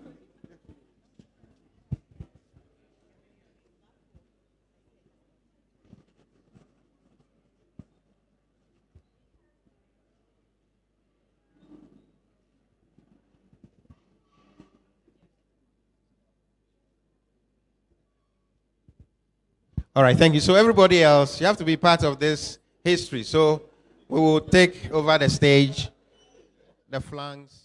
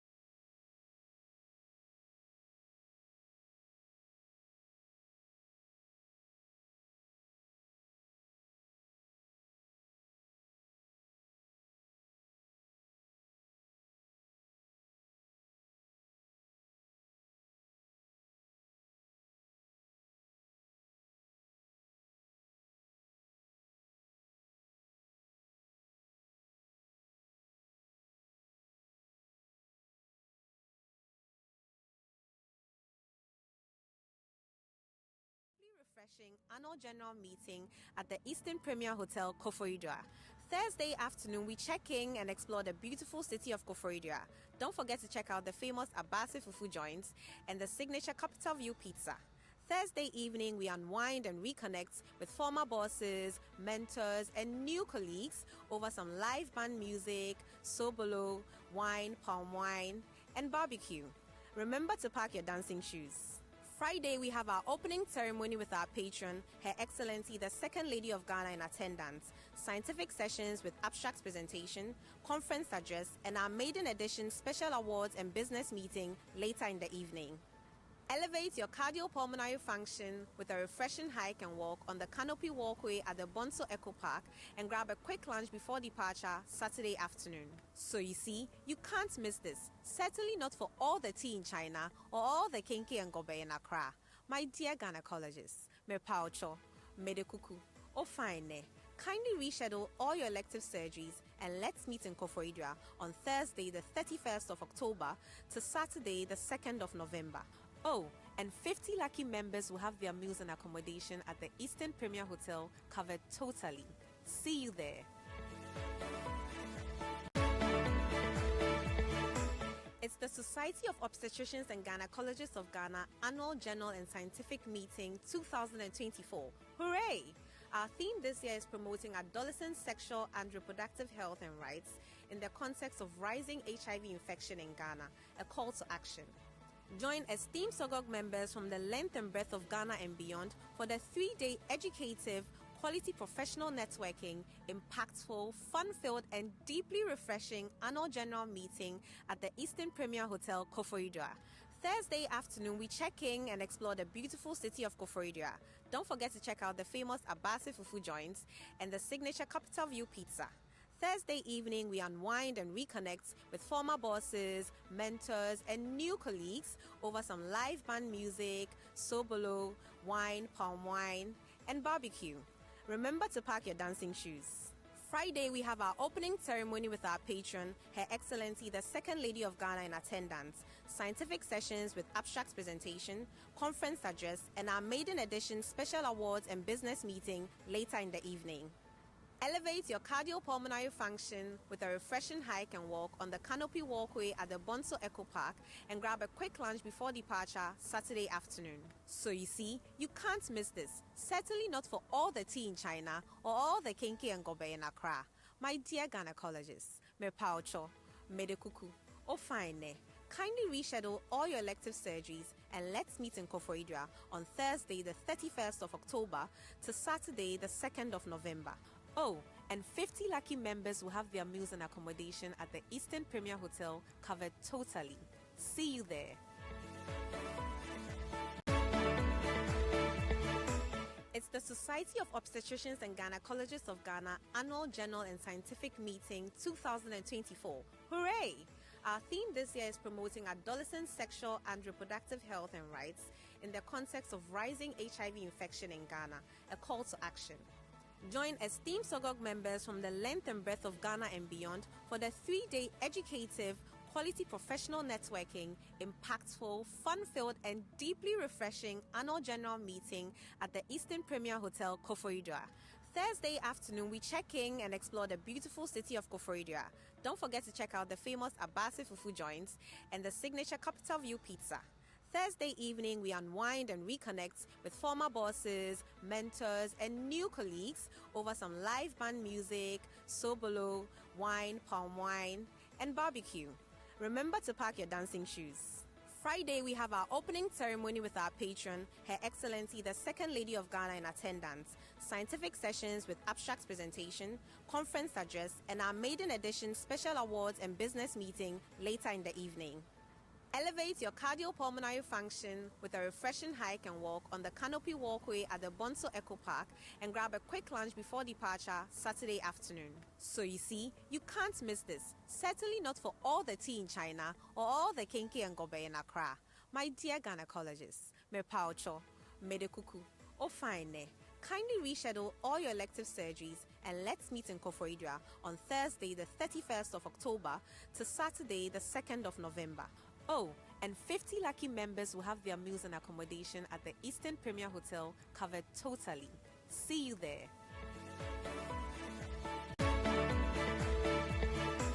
It's the Society of Obstetricians and Gynecologists of Ghana Annual General and Scientific Meeting 2024. Hooray! Our theme this year is promoting adolescent sexual and reproductive health and rights in the context of rising HIV infection in Ghana, a call to action. Join esteemed SOGOG members from the length and breadth of Ghana and beyond for the 3-day educative, quality professional networking, impactful, fun-filled, and deeply refreshing annual general meeting at the Eastern Premier Hotel, Koforidua. Thursday afternoon, we check in and explore the beautiful city of Koforidua. Don't forget to check out the famous Abasi Fufu joints and the signature Capital View pizza. Thursday evening, we unwind and reconnect with former bosses, mentors, and new colleagues over some live band music, sobolo, wine, palm wine, and barbecue. Remember to pack your dancing shoes. Friday, we have our opening ceremony with our patron, Her Excellency the Second Lady of Ghana in attendance, scientific sessions with abstract presentation, conference address, and our maiden edition special awards and business meeting later in the evening. Elevate your cardiopulmonary function with a refreshing hike and walk on the Canopy Walkway at the Bonso Eco Park and grab a quick lunch before departure Saturday afternoon. So you see, you can't miss this. Certainly not for all the tea in China or all the kinky and gobe in Accra. My dear gynecologists, me paucho, me de kuku, oh fine. Kindly reschedule all your elective surgeries and let's meet in Koforidua on Thursday the 31st of October to Saturday the 2nd of November. Oh, and 50 lucky members will have their meals and accommodation at the Eastern Premier Hotel covered totally. See you there. It's the Society of Obstetricians and Gynecologists of Ghana Annual General and Scientific Meeting 2024. Hooray! Our theme this year is promoting adolescent sexual and reproductive health and rights in the context of rising HIV infection in Ghana, a call to action. Join esteemed SOGOG members from the length and breadth of Ghana and beyond for the 3-day educative, quality professional networking, impactful, fun-filled, and deeply refreshing annual general meeting at the Eastern Premier Hotel, Koforidua. Thursday afternoon, we check in and explore the beautiful city of Koforidua. Don't forget to check out the famous Abasi Fufu joints and the signature Capital View pizza. Thursday evening, we unwind and reconnect with former bosses, mentors, and new colleagues over some live band music, sobolo, wine, palm wine, and barbecue. Remember to pack your dancing shoes. Friday, we have our opening ceremony with our patron, Her Excellency the Second Lady of Ghana in attendance, scientific sessions with abstract presentation, conference address, and our maiden edition special awards and business meeting later in the evening. Elevate your cardiopulmonary function with a refreshing hike and walk on the Canopy Walkway at the Bonso Eco Park and grab a quick lunch before departure Saturday afternoon. So you see, you can't miss this. Certainly not for all the tea in China or all the kinky and gobe in Accra. My dear gynecologists, me paucho, me de kuku, oh fine. Kindly reschedule all your elective surgeries and let's meet in Koforidua on Thursday the 31st of October to Saturday the 2nd of November. Oh, and 50 lucky members will have their meals and accommodation at the Eastern Premier Hotel covered totally. See you there. It's the Society of Obstetricians and Gynecologists of Ghana Annual General and Scientific Meeting 2024. Hooray! Our theme this year is promoting adolescent sexual and reproductive health and rights in the context of rising HIV infection in Ghana, a call to action. Join esteemed SOGOG members from the length and breadth of Ghana and beyond for the 3-day educative, quality professional networking, impactful, fun-filled, and deeply refreshing annual general meeting at the Eastern Premier Hotel, Koforidua. Thursday afternoon, we check in and explore the beautiful city of Koforidua. Don't forget to check out the famous Abasi Fufu joints and the signature Capital View pizza. Thursday evening, we unwind and reconnect with former bosses, mentors, and new colleagues over some live band music, sobolo, wine, palm wine, and barbecue. Remember to pack your dancing shoes. Friday, we have our opening ceremony with our patron, Her Excellency, the Second Lady of Ghana in attendance, scientific sessions with abstracts presentation, conference address, and our maiden edition special awards and business meeting later in the evening. Elevate your cardiopulmonary function with a refreshing hike and walk on the Canopy Walkway at the Bonso Eco Park and grab a quick lunch before departure Saturday afternoon. So you see, you can't miss this. Certainly not for all the tea in China or all the kinky and gobe in Accra. My dear gynecologists, me paucho, me de kuku, oh fine ne. Kindly reschedule all your elective surgeries and let's meet in Koforidua on Thursday the 31st of October to Saturday the 2nd of November. Oh, and 50 lucky members will have their meals and accommodation at the Eastern Premier Hotel covered totally. See you there.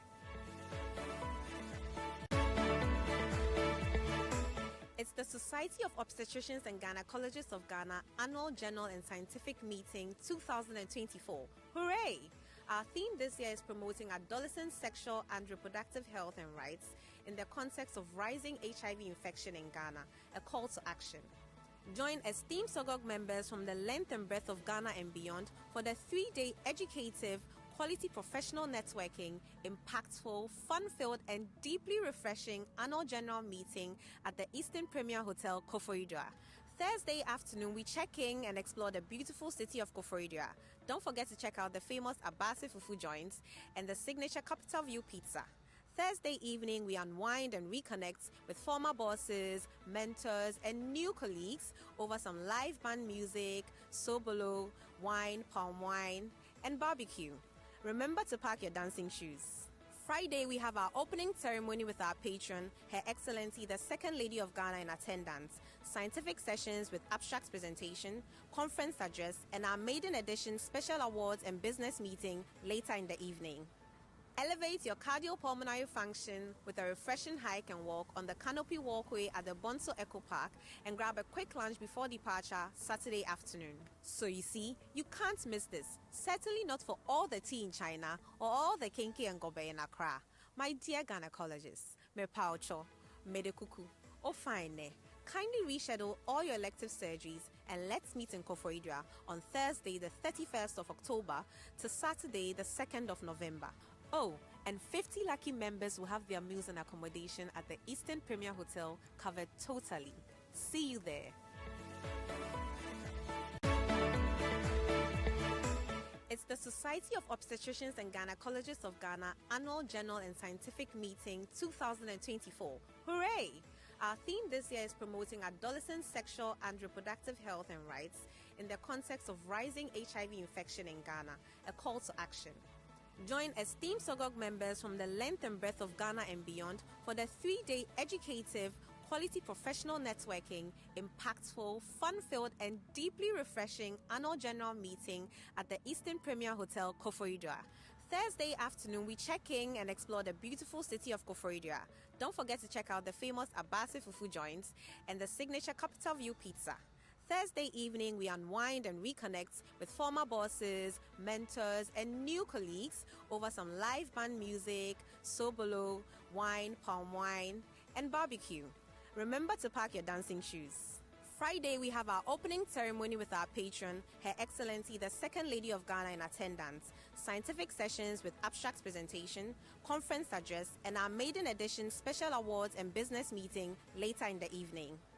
Elevate your cardiopulmonary function with a refreshing hike and walk on the Canopy Walkway at the Bonso Eco Park and grab a quick lunch before departure Saturday afternoon. So you see, you can't miss this. Certainly not for all the tea in China or all the kinky and gobe in Accra. My dear gynecologists, me paucho, me de kuku, oh fine ne. Kindly reschedule all your elective surgeries and let's meet in Koforidua on Thursday the 31st of October to Saturday the 2nd of November. Oh, and 50 lucky members will have their meals and accommodation at the Eastern Premier Hotel covered totally. See you there. It's the Society of Obstetricians and Gynecologists of Ghana Annual General and Scientific Meeting 2024. Hooray! Our theme this year is promoting adolescent sexual and reproductive health and rights in the context of rising HIV infection in Ghana, a call to action. Join esteemed SOGOG members from the length and breadth of Ghana and beyond for the 3-day educative, quality professional networking, impactful, fun-filled, and deeply refreshing annual general meeting at the Eastern Premier Hotel, Koforidua. Thursday afternoon, we check in and explore the beautiful city of Koforidua. Don't forget to check out the famous Abasi Fufu joints and the signature Capital View pizza. Thursday evening, we unwind and reconnect with former bosses, mentors, and new colleagues over some live band music, sobolo, wine, palm wine, and barbecue. Remember to pack your dancing shoes. Friday, we have our opening ceremony with our patron, Her Excellency, the Second Lady of Ghana, in attendance, scientific sessions with abstracts presentation, conference address, and our maiden edition special awards and business meeting later in the evening. Elevate your cardiopulmonary function with a refreshing hike and walk on the Canopy Walkway at the Bonso Eco Park and grab a quick lunch before departure Saturday afternoon. So you see, you can't miss this. Certainly not for all the tea in China or all the kinky and gobe in Accra. My dear gynecologists, me paucho, me de kuku, oh fine. Kindly reschedule all your elective surgeries and let's meet in Koforidua on Thursday the 31st of October to Saturday the 2nd of November. Oh, and 50 lucky members will have their meals and accommodation at the Eastern Premier Hotel covered totally. See you there. It's the Society of Obstetricians and Gynecologists of Ghana Annual General and Scientific Meeting 2024. Hooray! Our theme this year is promoting adolescent sexual and reproductive health and rights in the context of rising HIV infection in Ghana, a call to action. Join esteemed SOGOG members from the length and breadth of Ghana and beyond for the 3-day educative, quality professional networking, impactful, fun-filled, and deeply refreshing annual general meeting at the Eastern Premier Hotel, Koforidua. Thursday afternoon, we check in and explore the beautiful city of Koforidua. Don't forget to check out the famous Abasi Fufu joints and the signature Capital View pizza. Thursday evening, we unwind and reconnect with former bosses, mentors, and new colleagues over some live band music, sobolo, wine, palm wine, and barbecue. Remember to pack your dancing shoes. Friday, we have our opening ceremony with our patron, Her Excellency, the Second Lady of Ghana, in attendance, scientific sessions with abstracts presentation, conference address, and our maiden edition special awards and business meeting later in the evening. Elevate your cardiopulmonary function with a refreshing hike and walk on the Canopy Walkway at the Bonso Eco Park and grab a quick lunch before departure Saturday afternoon. So you see, you can't miss this. Certainly not for all the tea in China or all the kinky and gobe in Accra. My dear gynecologists, me paucho, me de kuku, oh fine. Kindly reschedule all your elective surgeries and let's meet in Koforidua on Thursday the 31st of October to Saturday the 2nd of November. Oh, and 50 lucky members will have their meals and accommodation at the Eastern Premier Hotel covered totally. See you there. It's the Society of Obstetricians and Gynecologists of Ghana Annual General and Scientific Meeting 2024. Hooray! Our theme this year is promoting adolescent sexual and reproductive health and rights in the context of rising HIV infection in Ghana, a call to action. Join esteemed SOGOG members from the length and breadth of Ghana and beyond for the 3-day educative, quality professional networking, impactful, fun-filled, and deeply refreshing annual general meeting at the Eastern Premier Hotel, Koforidua. Thursday afternoon, we check in and explore the beautiful city of Koforidua. Don't forget to check out the famous Abasi Fufu joints and the signature Capital View pizza. Thursday evening, we unwind and reconnect with former bosses, mentors, and new colleagues over some live band music, sobolo, wine, palm wine, and barbecue. Remember to pack your dancing shoes. Friday, we have our opening ceremony with our patron, Her Excellency, the Second Lady of Ghana, in attendance, scientific sessions with abstracts presentation, conference address, and our maiden edition special awards and business meeting later in the evening. Elevate your cardiopulmonary function with a refreshing hike and walk on the Canopy Walkway at the Bonso Eco Park and grab a quick lunch before departure Saturday afternoon. So you see, you can't miss this. Certainly not for all the tea in China or all the kinky and gobe in Accra. My dear gynecologists, me paucho, me de kuku, oh fine. kindly reschedule all your elective surgeries and let's meet in Koforidua on Thursday, the 31st of October to Saturday, the 2nd of November. Oh, and 50 lucky members will have their meals and accommodation at the Eastern Premier Hotel covered totally. See you there. It's the Society of Obstetricians and Gynecologists of Ghana Annual General and Scientific Meeting 2024. Hooray! Our theme this year is promoting adolescent sexual and reproductive health and rights in the context of rising HIV infection in Ghana, a call to action. Join esteemed SOGOG members from the length and breadth of Ghana and beyond for the 3-day educative, quality professional networking, impactful, fun-filled, and deeply refreshing annual general meeting at the Eastern Premier Hotel, Koforidua. Thursday afternoon, we check in and explore the beautiful city of Koforidua. Don't forget to check out the famous Abasi Fufu joints and the signature Capital View Pizza. Thursday evening, we unwind and reconnect with former bosses, mentors, and new colleagues over some live band music, sobolo, wine, palm wine, and barbecue. Remember to pack your dancing shoes. Friday, we have our opening ceremony with our patron, Her Excellency the Second Lady of Ghana in attendance, scientific sessions with abstract presentation, conference address, and our maiden edition special awards and business meeting later in the evening. Elevate your cardiopulmonary function with a refreshing hike and walk on the canopy walkway at the Bonso Eco Park and grab a quick lunch before departure Saturday afternoon. So you see, you can't miss this. Certainly not for all the tea in China or all the kinky and gobe in Accra. My dear gynecologists, me paucho, me de kuku, oh fine ne. Kindly reschedule all your elective surgeries and let's meet in Koforidua on Thursday the 31st of October to Saturday the 2nd of November. Oh, and 50 lucky members will have their meals and accommodation at the Eastern Premier Hotel covered totally. See you there. It's the Society of Obstetricians and Gynecologists of Ghana Annual General and Scientific Meeting 2024. Hooray! Our theme this year is promoting adolescent sexual and reproductive health and rights in the context of rising HIV infection in Ghana, a call to action. Join esteemed SOGOG members from the length and breadth of Ghana and beyond for the 3-day educative, quality professional networking, and deeply refreshing annual general meeting at the Eastern Premier Hotel, Koforidua. Thursday afternoon, we check in and explore the beautiful city of Koforidua. Don't forget to check out the famous Abasi Fufu joints and the signature Capital View Pizza. Thursday evening, we unwind and reconnect with former bosses, mentors, and new colleagues over some live band music, sobolo, wine, palm wine, and barbecue.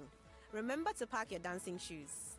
Friday, we have our opening ceremony with our patron, Her Excellency the Second Lady of Ghana in attendance, scientific sessions with abstract presentation, conference address, and our maiden edition special award.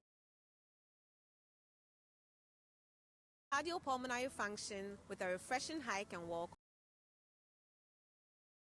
on the canopy walkway at the Bonso Eco Park and grab a quick lunch before departure Saturday afternoon. So you see, you can't miss this. Certainly not for all the tea in China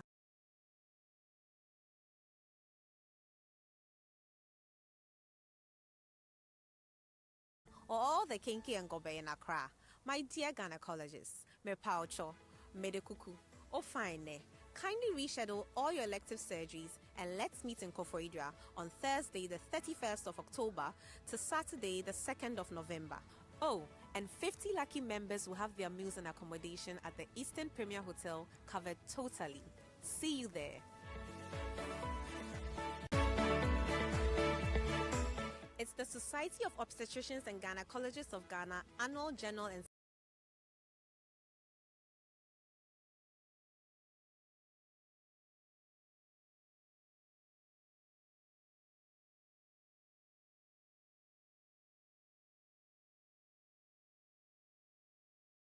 Scientific Meeting 2024. Hooray! Our theme this year is promoting adolescent sexual and reproductive health and rights in the context of rising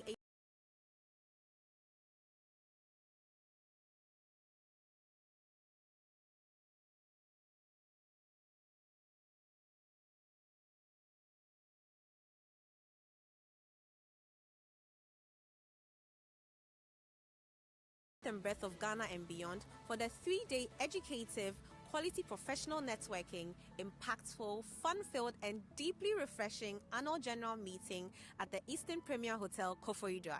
Thursday afternoon, we check in and explore the beautiful city of Koforidua. Don't forget to check out the famous Abasi Fufu joints and the signature Capital View pizza. Thursday evening, we unwind and reconnect with former bosses, mentors, and new colleagues over some live band music, sobolo, wine, palm wine, and barbecue. Remember to pack your dancing shoes. Friday, we have our opening ceremony with our patron, Her Excellency, the Second Lady of Ghana, in attendance. Scientific later in the evening. Elevate your cardiopulmonary function with a refreshing hike and walk on the canopy walkway at the Bonso Eco Park and grab a quick lunch before departure Saturday afternoon. So you see, you can't miss this. Certainly not for all the tea in China or all the kinky and gobe in Accra. My dear gynecologists, and let's meet in Koforidua on Thursday the 31st of October to Saturday the 2nd of November. Oh, and 50 lucky members will have their meals and accommodation at the Eastern Premier Hotel covered totally. See you there. It's the Society of Obstetric Reproductive Health and Rights in the context of rising HIV infection in Ghana, a call to action.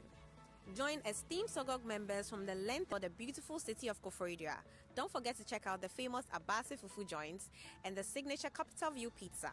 Thursday evening, we unwind and reconnect with former bosses, mentors, and new colleagues over some live band patron, Her Excellency, the Second Lady of Ghana, in attendance, scientific sessions with abstracts presentation, conference address, and our music, sobolo, wine, palm wine, and barbecue. Remember to pack your dancing shoes. Friday, we have our opening ceremony with our patron, Her Excellency, the Second Lady of Ghana, in attendance, scientific sessions with abstracts presentation, conference address, and our maiden edition special awards and business meeting later in the evening. Elevate your cardiopulmonary function with a refreshing hike and walk on the canopy walkway at the Bonso Eco Park and grab a quick lunch before departure Saturday afternoon. So you see, you can't miss this. Certainly not for all the tea in China or all the kinky and gobe in Accra. My dear gynecologists, me paucho, me de kuku, oh fine. Kindly reschedule all your elective surgeries and let's meet in Koforidua on Thursday the 31st of October to Saturday the 2nd of November. Oh, and 50 lucky members will have their meals and accommodation at the Eastern Premier Hotel covered totally. See you there. It's the Society of Obstetricians and Gynecologists of Ghana Annual General and Scientific Meeting 2024. Hooray! Our theme this year is promoting adolescent sexual and reproductive health and rights in the context of rising HIV infection in Ghana, a call to action. Join esteemed SOGOG members from the length and breadth of Ghana and beyond for the 3-day educative, quality professional networking, impactful, fun-filled, and deeply refreshing annual general meeting at the Eastern Premier Hotel, Koforidua. Thursday afternoon, we check in and explore the beautiful city of Koforidua. Don't forget to check out the famous Abasi Fufu joints and the signature Capital View pizza. Thursday evening, we unwind and reconnect with former bosses, mentors, and new colleagues over some live band music, sobolo, wine, palm wine, and barbecue. Remember to pack your dancing shoes. Friday, we have our opening ceremony with our patron, Her Excellency, the Second Lady of Ghana, in attendance, scientific sessions with abstracts presentation, conference address, and our maiden edition special awards and business meeting later in the evening. Elevate your cardiopulmonary function with a refreshing hike and walk on the canopy walkway at the Bonso Eco Park and grab a quick lunch before departure Saturday afternoon. So you see, you can't miss this. Certainly not for all the tea in China or all the kinky and gobe in Accra. My dear gynecologists, me paucho, me de kuku, oh fine. Kindly reschedule all your elective surgeries and let's meet in Koforidua on Thursday the 31st of October to Saturday the 2nd of November. Oh, and 50 lucky members will have their meals and accommodation at the Eastern Premier Hotel covered totally. See you there. It's the Society of Obstetricians and Gynecologists of Ghana Annual General and Scientific Meeting 2024. Hooray! Our theme this year is promoting adolescent sexual and reproductive health and rights in the context of rising HIV infection in Ghana, a call to action.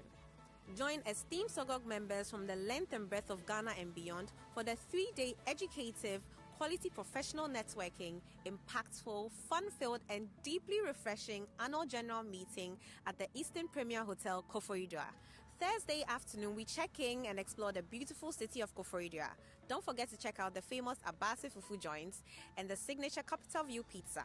Thursday evening, we unwind and reconnect with former bosses, mentors, and new colleagues over some live band music, sobolo, wine, palm wine, and barbecue. Remember to pack your dancing shoes.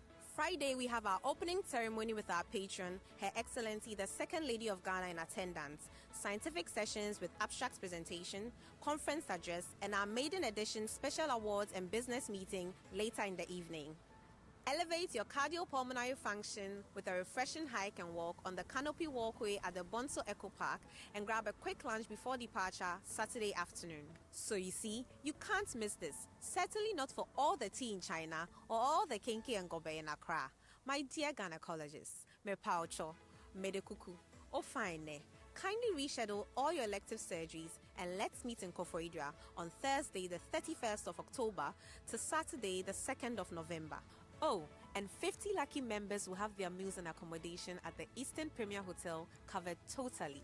See you there. It's the Society of Obstetricians and Gynecologists of Ghana Annual General and Scientific Meeting 2024. Hooray! Our theme this year is promoting adolescent sexual and reproductive health and rights in the context of rising HIV infection in Ghana, a call to action. Join esteemed SOGOG members from the length and breadth of Ghana and beyond for the 3-day educative, quality professional networking, impactful, fun-filled, and deeply refreshing annual general meeting at the Eastern Premier Hotel, Koforidua. Thursday afternoon, we check in and explore the beautiful city of Koforidua. Don't forget to check out the famous Abasi Fufu joints and the signature Capital View Pizza. Thursday evening, we unwind and reconnect with former bosses, mentors, and new colleagues over some live band music, sobolo, wine, palm wine, and barbecue. Remember to pack your dancing shoes. Friday, we have our opening ceremony with our patron, Her Excellency the Second Lady of Ghana in attendance, scientific sessions with abstract presentation, conference address, and our maiden edition special awards and business meeting later in the evening.